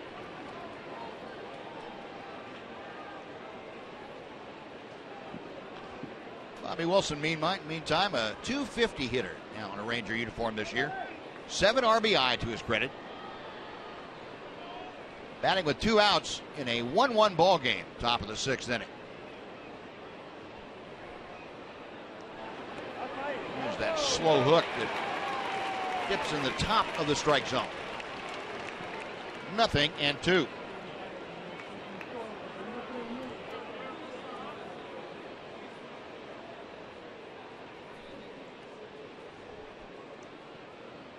Fox tracker showing you that last curveball, just kind of diving to the top.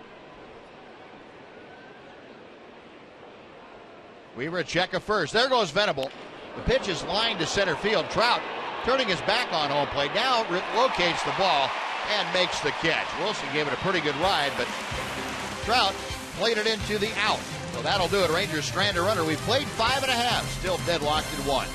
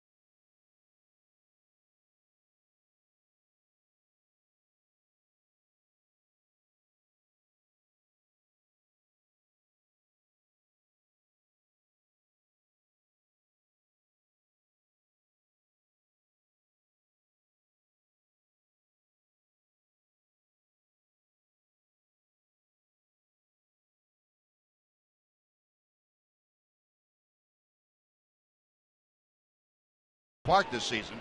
Next opportunity comes up on Friday, September the 11th, following the Rangers game against the Oakland A's. Fans using the online coupon code FIREWORKS at TexasRangers.com/specials can get seats for $14. They're going fast. Don't wait. Get your seats today.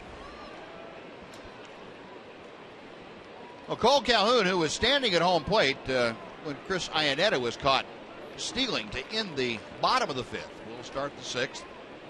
Takes ball one. At the top of the order, Calhoun, Trout, and Pujols to face Derek Holland. Holland just a walk in the last couple of innings to the Angels. 2-0 the count. Walk snapped a streak of 9 consecutive hitters that he had retired. Derek, a modest 77 pitches as he goes back to work. Calhoun dumps one into center, comes on Delino to Shields, a dive, he can't get it. It's off his glove. Calhoun is aboard with a leadoff single. Great effort by Delino. A head-first dive and ball just ticking off the end of his glove. Even with the jump and the speed, he couldn't quite get there. Right off the side of his glove. That would have been a spectacular catch if somehow he was able to get that in the middle of his glove. Great try. All-out effort. How close?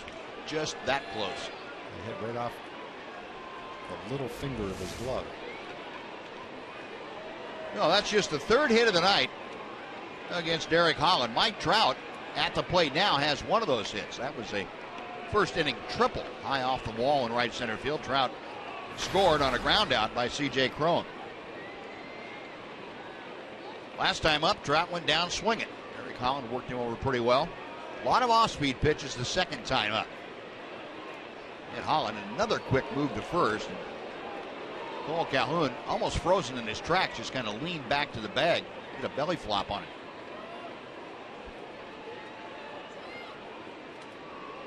Derek, of course, always had one of the better pickoff moves for a left-hander, able to hang that leg up there and give the illusion of going to the plate.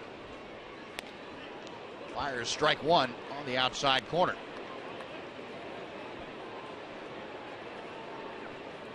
Trout with 33 home runs, 74 RBI.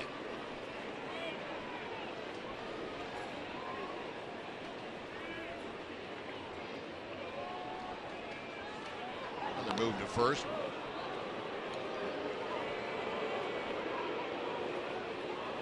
Trout coming into play tonight, 8th in the major leagues with those 33 home runs, 6th in the American League. Chris Davis hit his 39th and 40th for the Orioles last night to take the lead. Back and out of play, 0-2 to Trout.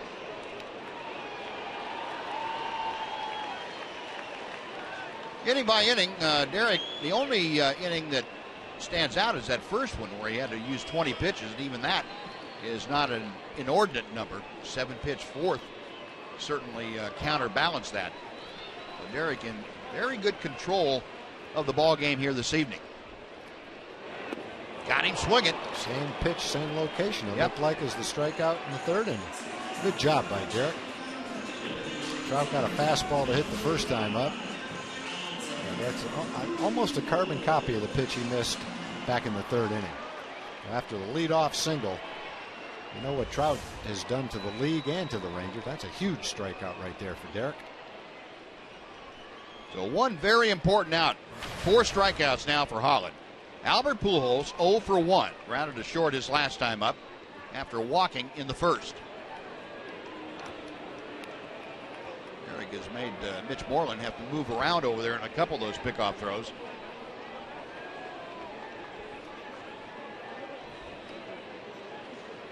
Pujols a .248 average as Holland sets.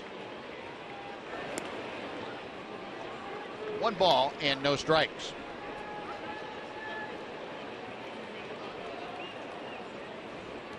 Talking about Pujols, the 14 RBI in his last 18 ball games.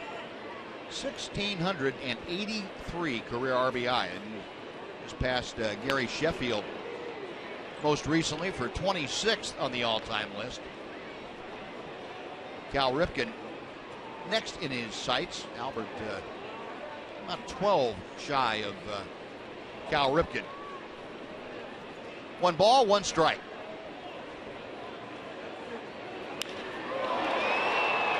Right center field. This is playable as Delino DeShields lines himself up. Makes the catch. Calhoun bluffing a move to second, but Delino not taking anything for granted. Made a good throw. Exactly right, Buzz. Sometimes you see the center fielder on a routine play like that catch it and lob it in. If he did that, Calhoun would have been prepared to try to go to second, but Delino didn't fall for that. He caught it, got it in quickly with accuracy. Fortunately, Pujols got underneath that, a little upset with himself, but see Delino taking no chances. 1-hop throw to second base just in case. Oh, 2 away. And now C.J. Cron comes up for his 3rd at bat. Cron, the RBI, and it would figure, back in the 1st inning. A little tapper down to the first baseline that allowed Mike Trout to score from 3rd.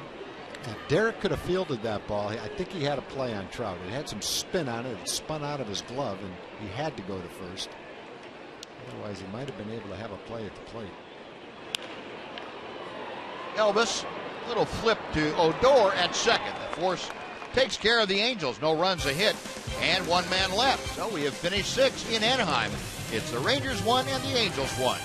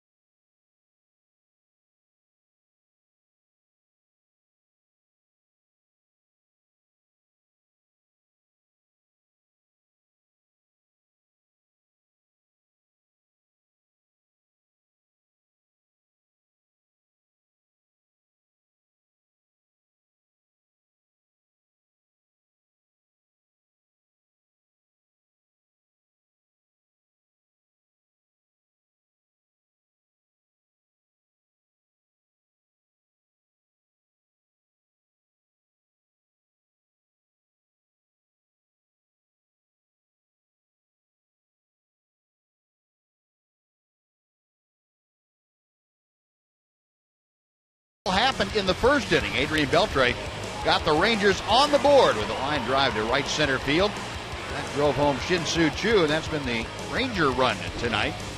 And in the bottom of the 1st, little tapper by C.J. Cron. He gets another RBI against the Rangers. That has been it. And a new pitcher on the hill as Jared Weaver is finished for the night after 6 innings of work. It's the right-hander, the 29-year-old. Make that the 30-year-old now. Fernando Salas will come on in. Salas in his 58th ball game with the Angels this year. 3-1 record. 52 in the 3rd innings of work. The league hitting .245 against Salas. Salas, a fastball, curveball, changeup kind of pitcher, and typically more than an inning for Mike Socha's club when he comes in. Salas spent the early part of his career over with the St. Louis Cardinals. Came up with the Cardinals for the first time in 2010.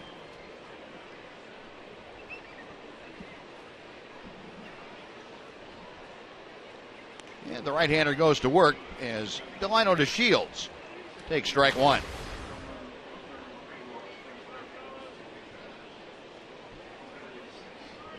Delino 0 for 3 tonight.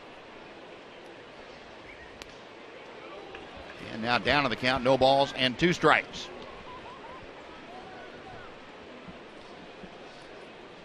Rangers had 1 hit in the first inning. That produced the run. 2 hits in the fourth and 1 in the fifth, and that was it against Jared Weaver.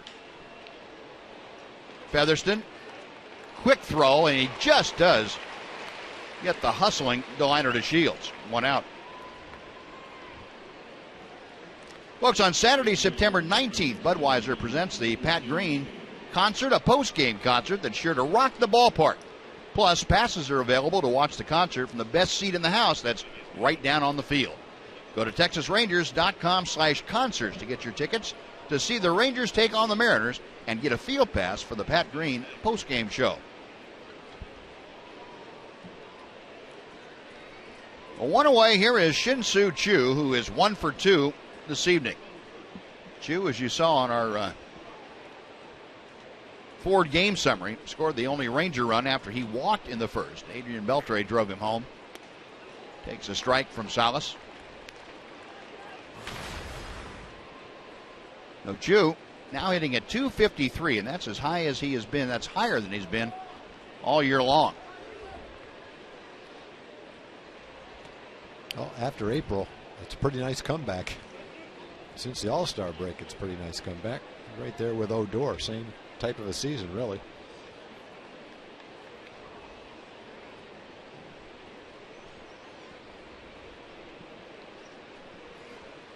Salas got Choo to try and check his swing, and he couldn't. 1 ball, 2 strikes.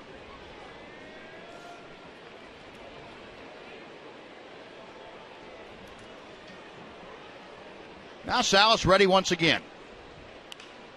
That's out of play to the left. Choo very legitimately tonight could be 2 for 2. He hit a rocket of a ground ball back in the third that Taylor Featherston, playing in the rover position out in right field, almost got him handcuffed. It's a good 130, 140 feet from home plate. Got him swinging. Salas with a great changeup. 2 gone. Yeah, right now, when you get Choo out, you've done some good pitching because he's having some great at-bats. A little bit out in front of a well-placed changeup.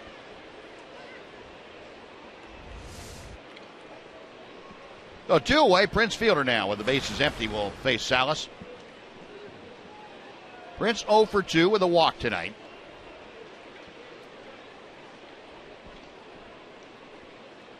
Fielder a .315 average. 1 ball, no strikes. Fielder over the years has hit Fernando Salas very well. He's 4 for 6. 2 of those 4 have left the ballpark. He has done some damage.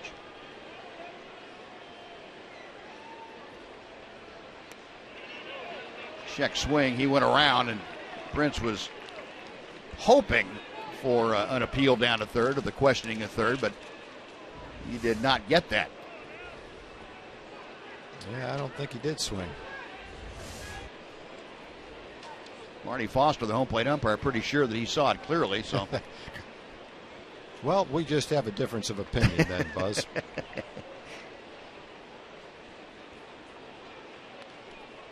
2-1. That wouldn't be the first time, would it? No. We've talked about it 2 or 3 times this year, how much you admire the job that the umpires do, but at the same time, doesn't mean you're going to agree with every call they make. You second guess with the best of them. Outside, 3 balls and a strike. So Prince trying to get aboard with 2 outs here in the 7th inning. Adrian Beltre will be next.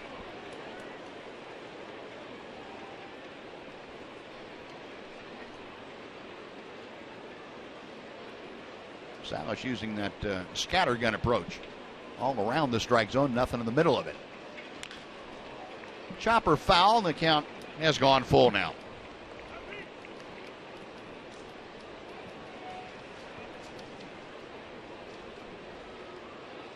Prince, as we mentioned, had that 8-game hitting streak snapped in last night's ball game. And he's still, in his last 9 games, been a .303 hitter. Payoff pitch on the way. We'll try it again.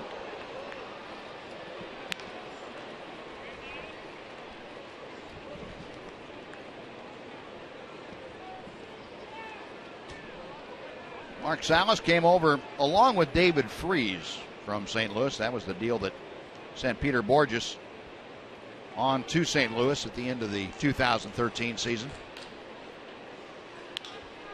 Pulled on the ground, Crone. Nice backhand pickup. Salas covering, and that'll do it. A 1-2-3 inning for Fernando Salas. We'll take the stretch here in Anaheim as the Rangers won and the Angels won on Fox Sports Southwest.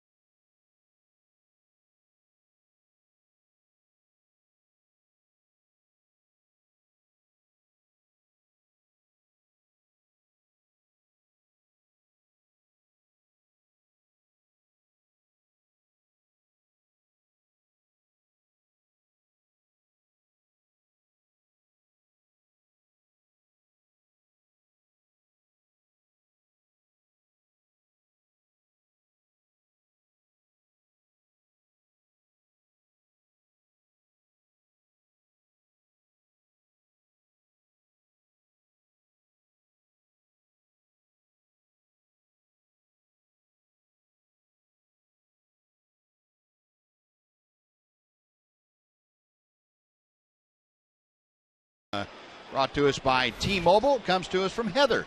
Heather, we appreciate it. Thanks very much for sending your photo in. For all of you folks who would like to send yours in, just use hashtag Southwest Data StrongFan, and your photo might be selected to be aired like Heather's was in one of our upcoming broadcasts. Again, good folks at T-Mobile making this all possible. Derek Holland going to work here in the bottom of the seventh inning. Eric Ibar takes strike one. It'll be Ibar, Freese, and Cowgill. A 1-1 ball game. Rangers with 4 hits, the Angels with 3 hits tonight. Chopper foul by Ibar, and the count moves to 0-2. Ibar last time up hit a rocket, but Adrian Beltre flagged it down at third. Ibar has also flied out to center field, 0 for 2 tonight, hitting at .271.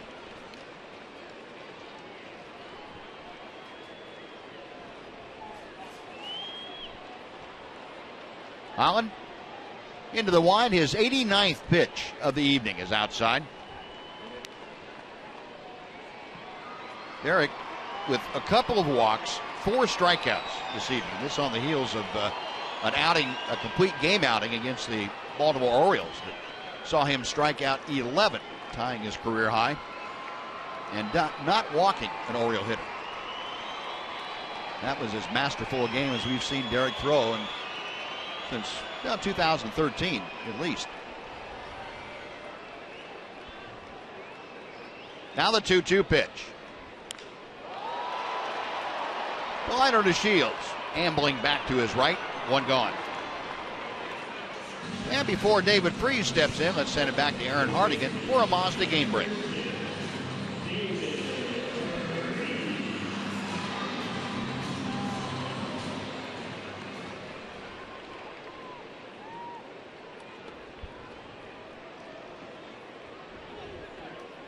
All right, Aaron, thank you. Here the Rangers and Angels locked up 1-1 the score as we play in the bottom of the 7th. David Freese 0 for 2 this evening, takes strike 1. Freese with a couple of ground balls, once to third and once to short.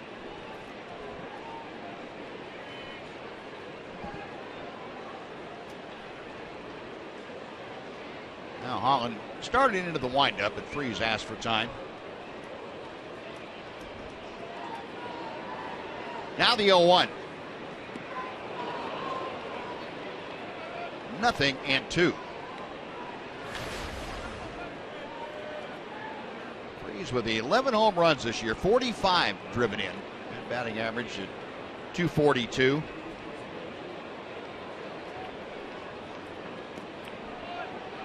A ball and 2 strikes. Freese coming off the disabled list. Had that fractured right index finger. Put him on the DL from the 22nd of July until last Tuesday. Missed 36 games.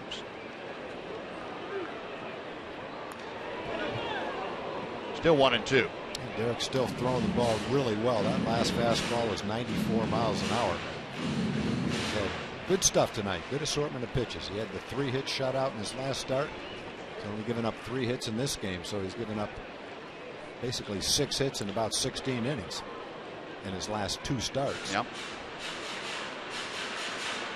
And 1 run. 1 run. He had a chance to keep that from not being a run. Ball bounced off the wall, got by Delino in center field. Instead of a double, it turned into a triple. And the tapper back to the mound. Derek couldn't field it cleanly. Kept them from having a shot at Trout at the plate. But the Rangers have had some excellent opportunities to have more than 1 run. Bases loaded. No, bases loaded, 1 out, second and third, 1 out. And they just couldn't get the fly ball to get a run in, or the base hit to get more than 1 run in. Freese going the other way, drives it to right, but Chu will stop just shy of the warning track. That is out number 2. Colin Cowgill coming up. We're going to show you the Rangers' upcoming schedule, brought to you by Progressive. Rangers finish up here tomorrow afternoon. It is a 2:30 Texas time start. Angels and Rangers, and it's on to Seattle Labor Day afternoon. Rangers begin a 4-game series against the Mariners. That concludes on Thursday, and then it's back home to take on the A's, the Astros, and the Mariners. That 4-game Astros series looks to be huge as far as the Western Division is concerned in the American League. 2 outs. Colin Cowgill takes just outside for ball 1. Cowgill 0 for 2, a strikeout and a pop out this evening. And the way the standings are right now, the Yankees are 17 games over 500. So whoever comes in second in the East, you would think would host the wild card game. Yeah. And that's a tough proposition anyway, no matter who you play, whether they're in the playoffs or not. Just winning 1 game, it can go anyway. That's just why I think everybody puts so much emphasis on not focusing on the wild card, but focusing on catching the Astros. Sure. The Rangers have an opportunity to do that. Yep. Nice to win tonight to get within 2. Stay right there, and anything can happen with 7 games left against the Astros. That's what the Rangers are focused on. In case you missed it earlier, the Twins down the Astros tonight, 3-2 in Houston. Cowgill shoots one just foul outside the bag at first. The ball and 2 strikes.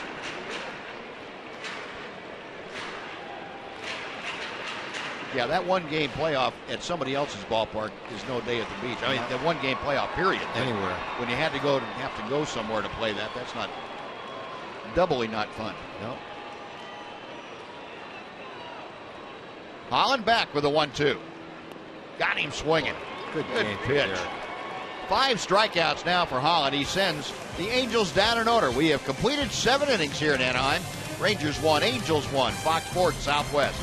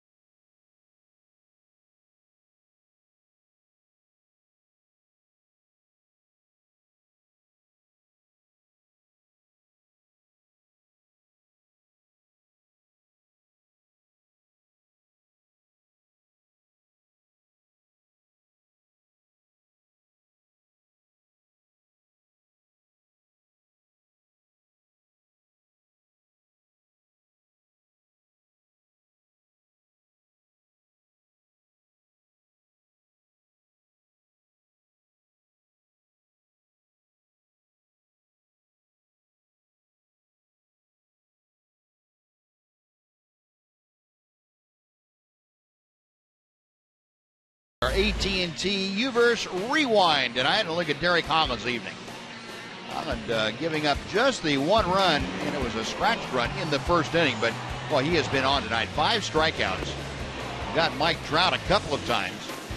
And Colin Cowgill, the last strikeout. Holland with 1 walk this evening, 2 walks this evening, and just the 3 hits, a run to his ledger, but he has been awfully strong this evening again. And Derek Holland now putting back-to-back outings together, giving up 1 run in 16 innings of work against the Orioles and now the Angels with 16 strikeouts and just 2 walks. Joe Smith for the second straight night on now to face the Rangers. Smith came in to work the 8th inning last night, allowed just a walk to Elvis Andrus in that outing, and he will be asked to work the 8th inning here tonight, facing Beltre, Moreland, and Andrus.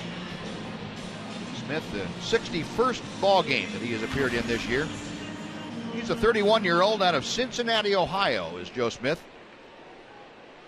Signed as a free agent with the Angels before last season. Here's Beltre, and Adrian takes a big slider for strike 1. Adrian, the RBI single back in the first inning. 1 for 3 this evening. 48 RBI for the Ranger third baseman.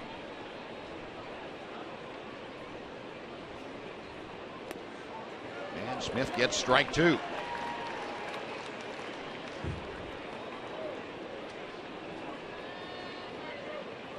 Adrian, a couple of questions for Marty Foster.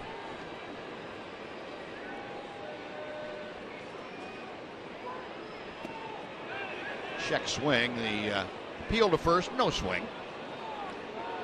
Mike Winters down there making the call on that appeal.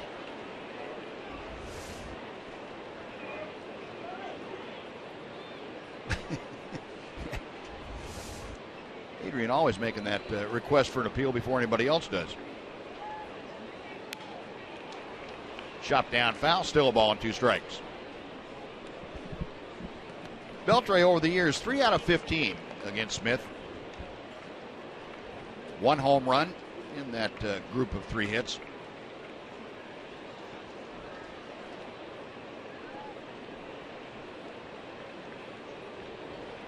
Ooh, there was a pitch that Adrian would love to have a mulligan on. Yep, that was a hanger.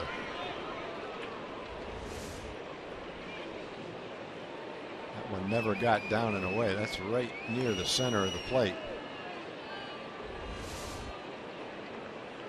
Adrian's going to have to wait just a second to get back in there and make sure he's unwound himself.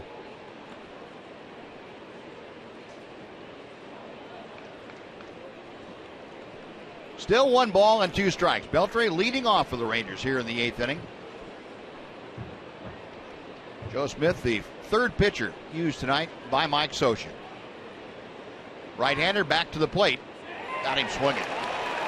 After all those breaking balls, especially that hanger, and then he throws that sinking fastball and down and into Adrian. 1 gone.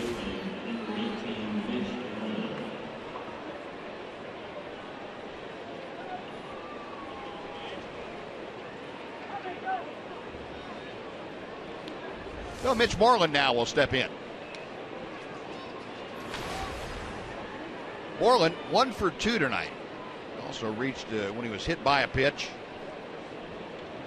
Moreland, the first hitter that Smith faced last night, and he fouled out to left field.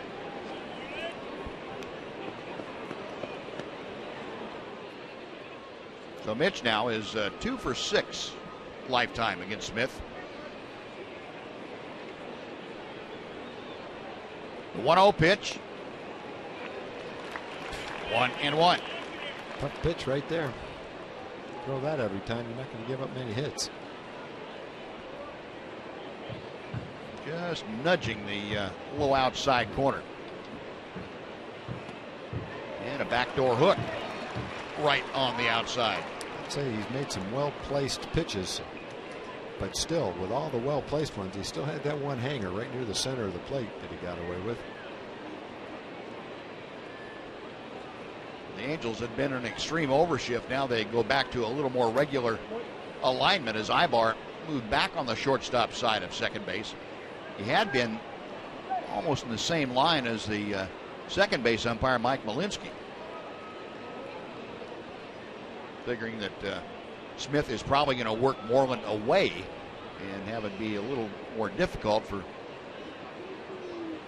Moreland to pull the ball up the middle of the field. The 2-2 pitch. And right where Ibar was before, Moreland finds the hole. So there you go. They outsmarted themselves. Mitch with his second hit of the night. He is aboard with one out.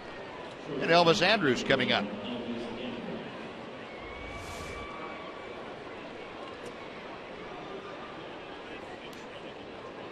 So Mitch with a base hit, and we're going to have a pinch runner for Mitch Moreland. Ryan Strasburger will come off the bench, and he will carry the go-ahead run here in the 8th inning as the pinch runner.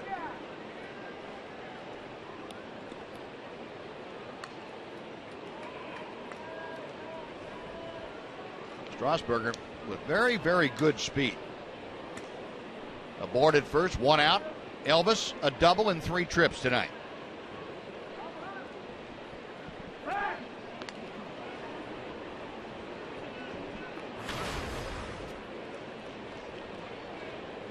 Andrus, as we mentioned last night, drew a walk when he faced Joe Smith. Over the years, Elvis has not had a whole lot of success against Smith, just 2 for 13. There's a good reason why. That sweeping breaking ball off the plate. That was a good one. That one broke sharply. It's the one they say looks like a frisbee.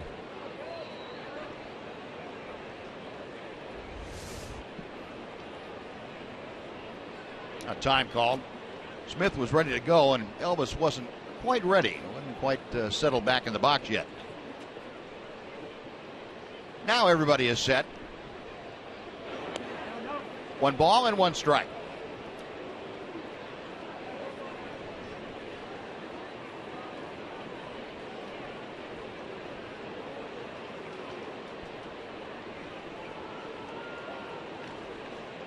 Iannetta checking with the Angel dugout to see what Mike Scioscia might have in mind.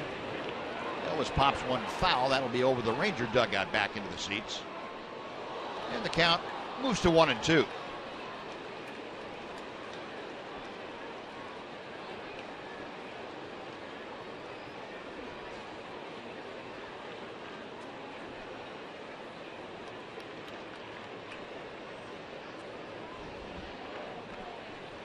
Elvis back in there. Joe Smith reading the signs. He is ready. Fastball just a little bit low. Smith thought he had it. Our Fox tracker would say he had good reason to think that.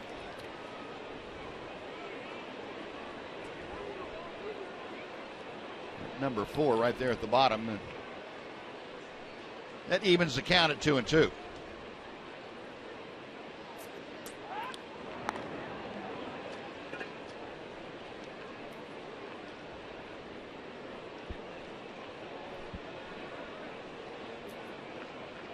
Angel infield, up a double play depth. Ibar and Featherston.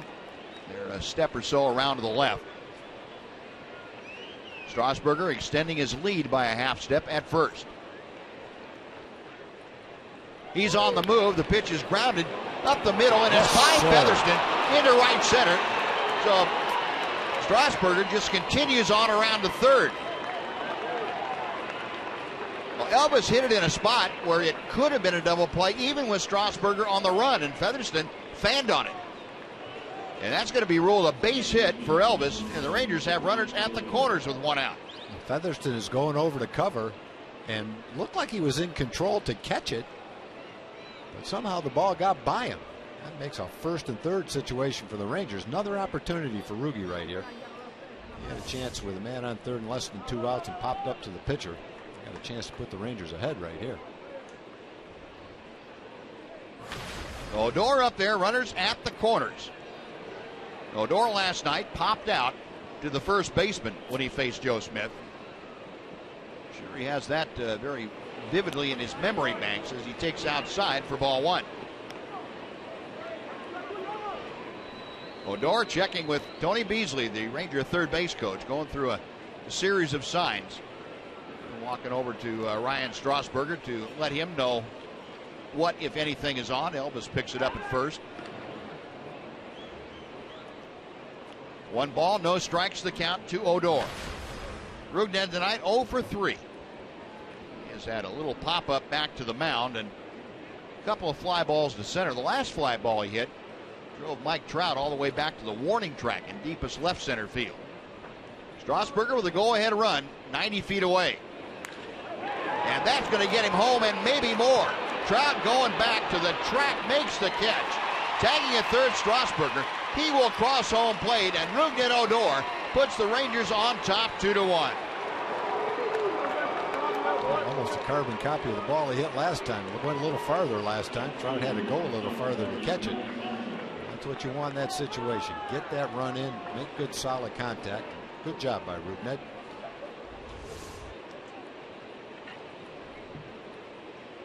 Smith elevated that ball, and Rougned got it done to left center field. So a 2-1 Ranger lead now. Elvis staying at first. Will Venable will step in. Elvis on the move. The pitch is taken. The throw to second, not in time. Elvis swiping second, and he loves to run in this ballpark. There's something about it.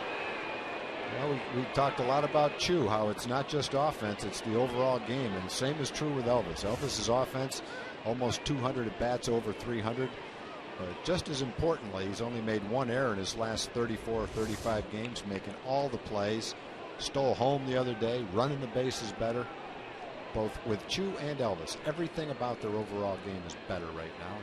Top notch. That is the 40th career steal for Elvis against the Angels.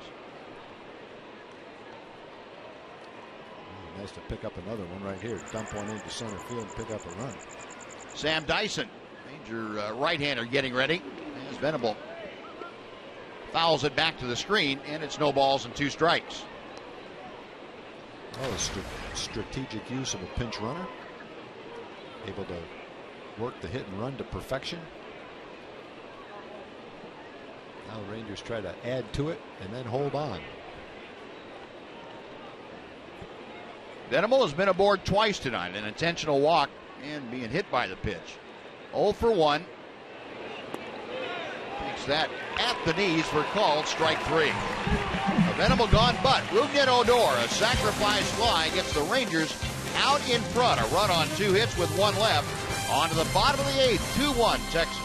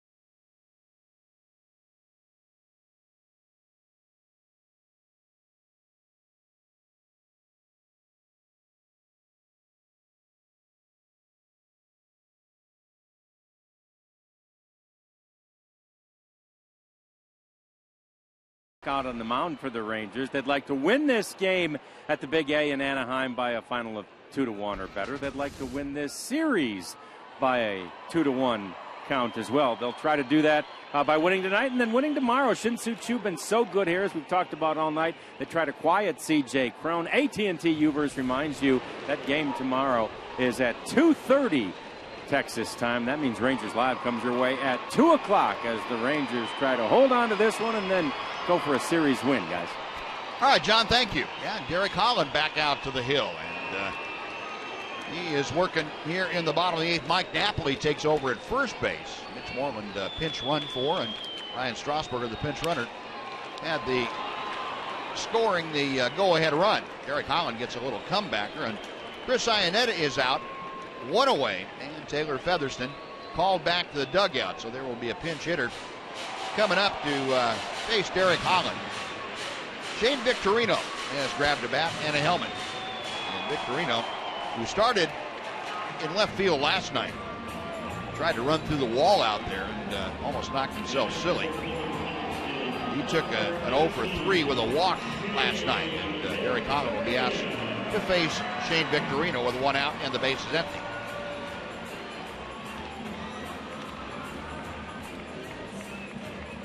Featherston went 0 for 2 tonight.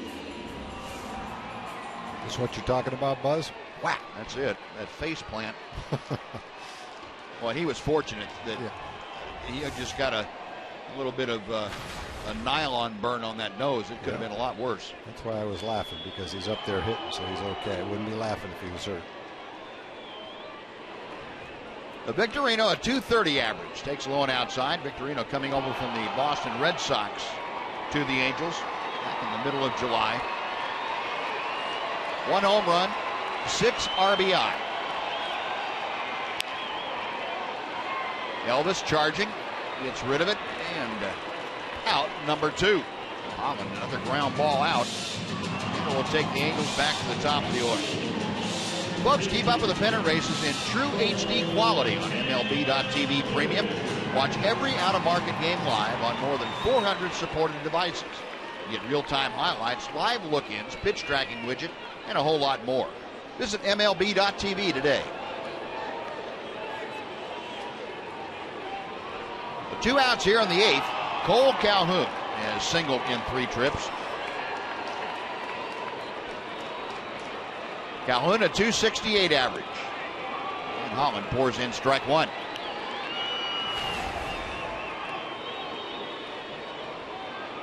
Not your prototypical leadoff hitter with 21 home runs and 69 RBI, so you have to be careful in a 1-run game with him up there. Holland has handled him by staying away with both the fastballs and the breaking balls tonight.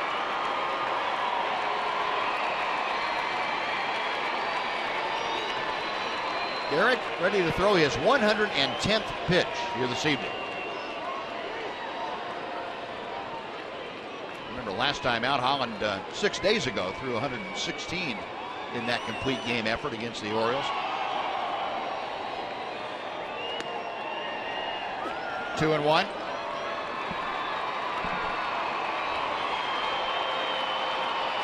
And I would imagine this would probably be Derek's last hitter either way. If he gets him to end the 8th inning, great. And if he doesn't get him, he puts him on with Mike Trout batting next. Good fastball, Derek. 110 pitches into it, 95 miles an hour with that fastball. This is watching Derek say, I want that 8th inning, and you'll see my best stuff. See if we can finish it off right here. 2 balls and 2 strikes to Calhoun. Holland to the wide. And misses outside. A full count. Well, Calhoun, 3 of the 4 at bats tonight, has had a full count. Mike Trout waits in the on-deck circle. Will he hit here in the 8th, or will he lead off the 9th? Holland, a big deep breath, the payoff pitch. Chopper to the right side. Odor, a little underhand toss to Napoli. And Derek Holland smacking his glove saying, yeah, that's what we wanted. A 3-up, 3-down, 8th inning. Angels are gone. Rangers leading by 1 as we go to the 9th.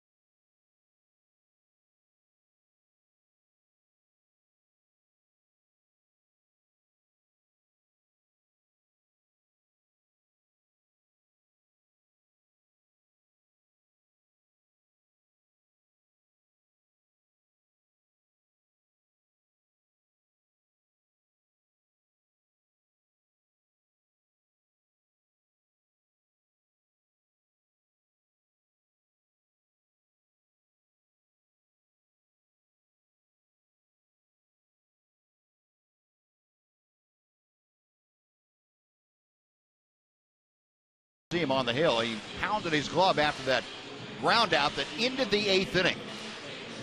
And into the dugout, and he has done a whale of a job tonight. 112 pitches for Holland, and he has given up just 1 run on 3 hits through 8 innings. Mike Morin, the right-hander, now on the hill for the Angels. He will take over here in the 9th inning, and Morin on to face Bobby Wilson to start things off, then back to the top of the Ranger order. Ryan Jackson now playing at second base in place of Taylor Featherston. Morin drops that off-speed pitch in for strike 1. Bobby Wilson 0 for 3 tonight. He has lined out, popped out, and struck out. 1-1.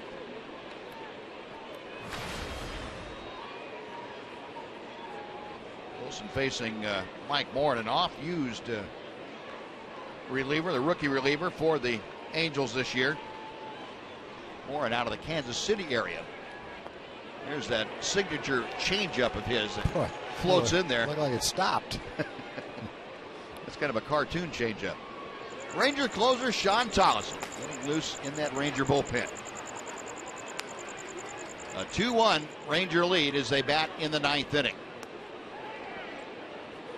Well, that's when you just, if your reflexes don't take over, you just kind of let that 60-mile-an-hour changeup hit you in the chest. I never could do that. No, some guys have the knack of just holding their ground and letting the ball hit them, even if it's hard, but especially when it's slow. And it's kind of a sensible thing to do. I never could do that. Morin going to the bag, and a nice play by Crone to feed it to Morin for out number 1. You'd move out of the way of that pitch, and then you'd say to yourself, man, why didn't I just stand there? I could have gotten to first base. Well, that can't be something you really think about in normal situations. No, you don't. You don't think about it. Well, if the ball's close on a changeup, I'm going to stand my ground and get hit. It doesn't enter into your mind. And then you see the ball come at you, and your reflexes move you out of the way, and then when it's all over and done with, you can think it over. Some guys have the reflexes or the ability to, I don't know, think through the situation and just stand their ground and let that ball hit them. Delino DeShields now to face Morin. Delino 0 for 4 tonight. Pretty tough breaking ball on the outside corner for strike 1. Delino has grounded out 3 times this evening and struck out.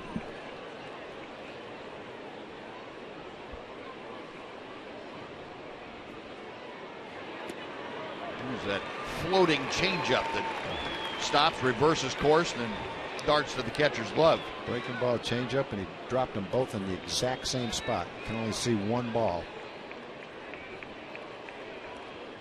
Morin's changeup is the kind of changeup you'd see on one of the Roadrunner cartoons.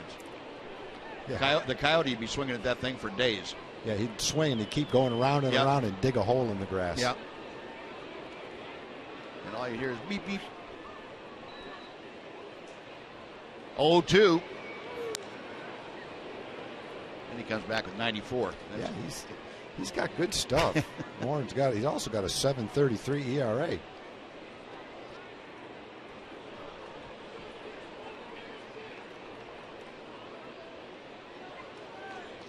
Delino waiting, the 1-2 pitch. Got him swinging. Out number 2. It'll bring up Shin-Soo Choo.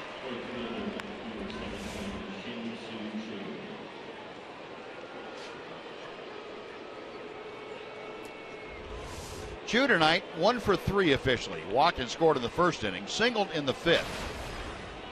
Also grounded out sharply and struck out. Facing Mike Morin, the 24-year-old.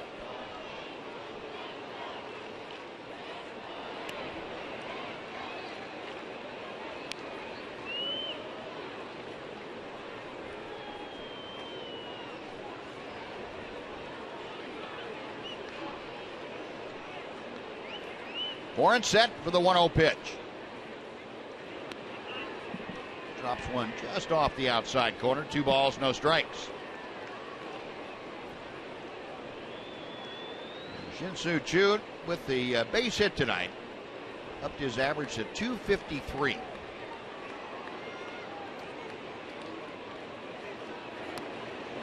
Three 3-0. If Chu is able to get aboard, you're looking down the barrel at a big guy in Prince Fielder and Adrian Beltre to follow.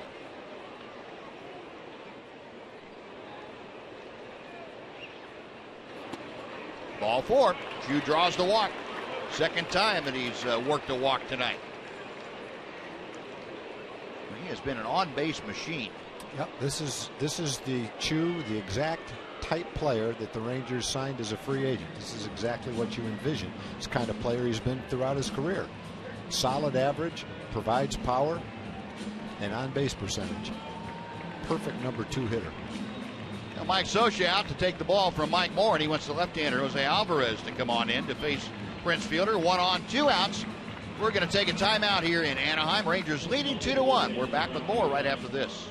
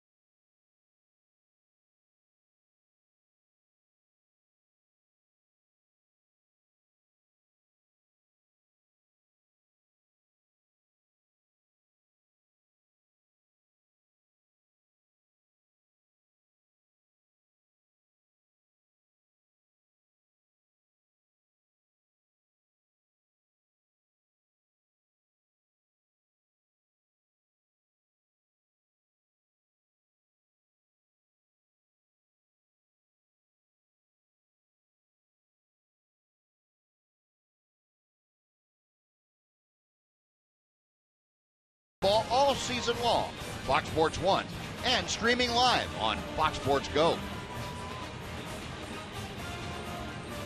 Jose Alvarez, the 26-year-old left-hander, now is on to face Prince Fielder with 1 on and 2 outs here in the top of the 9th inning. And we're going to have a pinch runner for Shin-Soo Choo. Looks like Drew Stubbs has come off the bench to take over at first. Alvarez appearing in his 49th game this year, a 3-3 record, a 3.92 ERA. He will work to Fielder. Prince 0 for 3 tonight with a walk.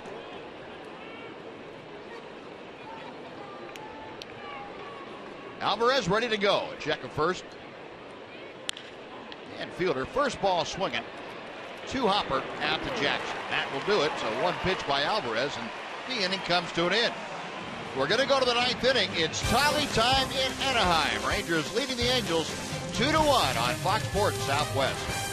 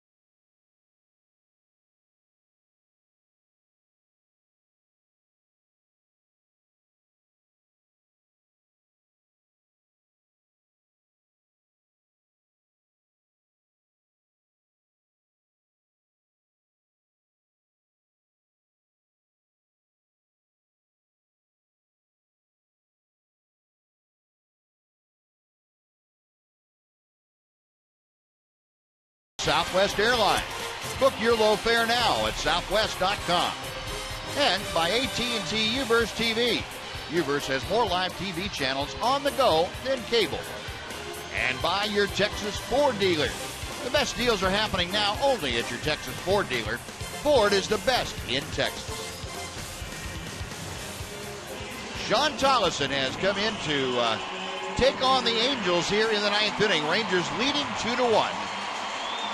Sean Tollison will be asked to face Mike Trout, Albert Pujols, and C.J. Cron. So needing to wade through the heart of the Angels' order here in the ninth inning. Yeah, if you factor in degree of difficulty, this will be at the top of the list for a save opportunity right here. You will have earned it getting through this part of the lineup. Sean Tollison, 28 out of 30 this year. And here's Trout, who takes a strike on the inside corner. Boy, there's one didn't look like a strike, but it caught the top of the strike zone. Mike Trout tonight, 1 for 3. He has tripled and scored, and twice Holland struck him out. 1 ball, 1 strike. And defensive changes for the Rangers in the outfield. You have Drew Stubbs taking over in left field now, with Will Venable moving from left to right. 1-1, now time called. Trout asked for a little extra time to dig back in the batter's box. Trout 1 out of 6 in his career against Sean Tollison. And Tollison just off the outside corner, 2 balls and a strike. Last saw Sean Tollison 4 days ago down in San Diego. Gave up a couple of runs in an inning of work, a non-save situation. Very high, it's 3-1 to Trout. Tollison in that ball game had an uncharacteristic pair of walks, giving up 2 hits and 2 runs. The 3-1 pitch at the knees, 3-2. Yeah, a hitter really can't argue with that call, because off and on, that's been a strike all night long. I think the off and on part is what they argue about. Why wasn't that off? That was just an on. Payoff pitch. Cole, strike 3. Tollison painting the outside corner. And a very dejected Mike Trout back to the Angels dugout for out number 1. Boy, that is pitching around the strike zone to a dangerous hitter, leading off the ninth inning in a 1-run game. Right there, just touching the outside corner. You talk about making some perfect pitches. Nothing in the strike zone, nothing for Trout to hit. And it ends up a huge out number 1. Al Pujols, and again, I may be wearing this out, but Bobby Wilson catching that ball and sticking it right there. Yeah. Didn't move the glove Yeah. an inch. You're right, Buzz. That's underrated. And gave Marty Foster a great look at where the ball was caught. Yeah, you would notice that as a pitcher. You appreciate that. Sure do. 1-0 pitch to Pujols. Chopper to short. Elvis. Out number 2 in the books. Let's go back and take a look at that last pitch that Bobby Wilson set the target outside. The pitch is right there, and that glove didn't move. Yeah. And it's like Wilson said, boy, he hit my glove just perfect, and gave Marty Foster a great look at it without flinching. It's funny, as a hitter, I didn't even notice that. As a pitcher, that's the first thing you picked up on. Well, you love to see that, too. So 2 gone. Here is C.J. Cron, the Ranger nemesis. And Tollison starts him off with a breaking ball for strike 1. Cron has grounded out 3 times tonight, one of them producing the only run against the ledger of Derek Holland. That was back in the first inning. Another breaking ball, and Cron able to check his swing this time. 1 ball and 1 strike. Rangers looking to even up this series with a W here tonight and get back to within 2 games of the Houston Astros in the American League West. Tollison's 1-1. Good fastball, 1-2. He is not going to give him a pitch to hit. Tollison struck out Trout looking. Derek Holland, a very interested observer over there on that Ranger bench. 8 solid innings of 3-hit ball again for Holland tonight. The 1-2. Breaking ball is popped foul. Napoli over to take a look, but that is back 6 or 7 rows. Well, as a hitter, it's a good pitcher's strike zone, so you can't go up there and take anything close.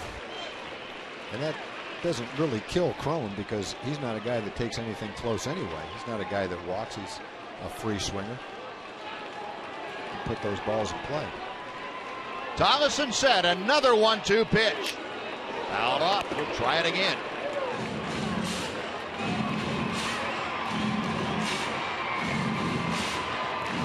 Crone is grounded back to the mound, grounded to second, and grounded to short. Derek Holland, Giovanni Gallardo. Checking out Sean Tollison. He tries to close things out. Another 1-2 and another foul ball. Quality pitches, 94 mile an hour. Fastballs down and away, breaking ball down and away. Crone just battling to stay in there right now. What he's trying to do is foul off those tough pitches and hope he gets something good to hit.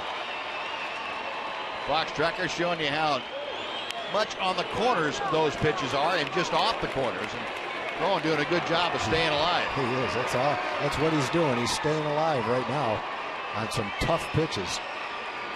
You know, the more tough pitches you foul off, the more you feel as a hitter. Sooner or later, he's got to get one over the plate. Yep. Tollison, the most saves in baseball since he became closer back on the 20th of May. 28 of them. Got him swinging. Pitch in the dirt. Tollison gets the strikeout, and that is a winner. A winner for Derek Holland and the Rangers. Sean Tollison with his 29th save in 31 opportunities. And the Rangers shut down the Angels tonight 2-1. As Holland moves to 3-1 with 8 great innings again. 3-hit baseball, just 1 run, a couple of walks, and 5 strikeouts. Tollison works a 1-2-3 ninth inning with a pair of strikeouts as he wades through Trout, Pujols, and Crone for the 3 outs. It looked like Sean just said, okay, you're fouling off my best pitches. I'm going to throw one out of the strike zone and see if I can get you to swing at it. And he did.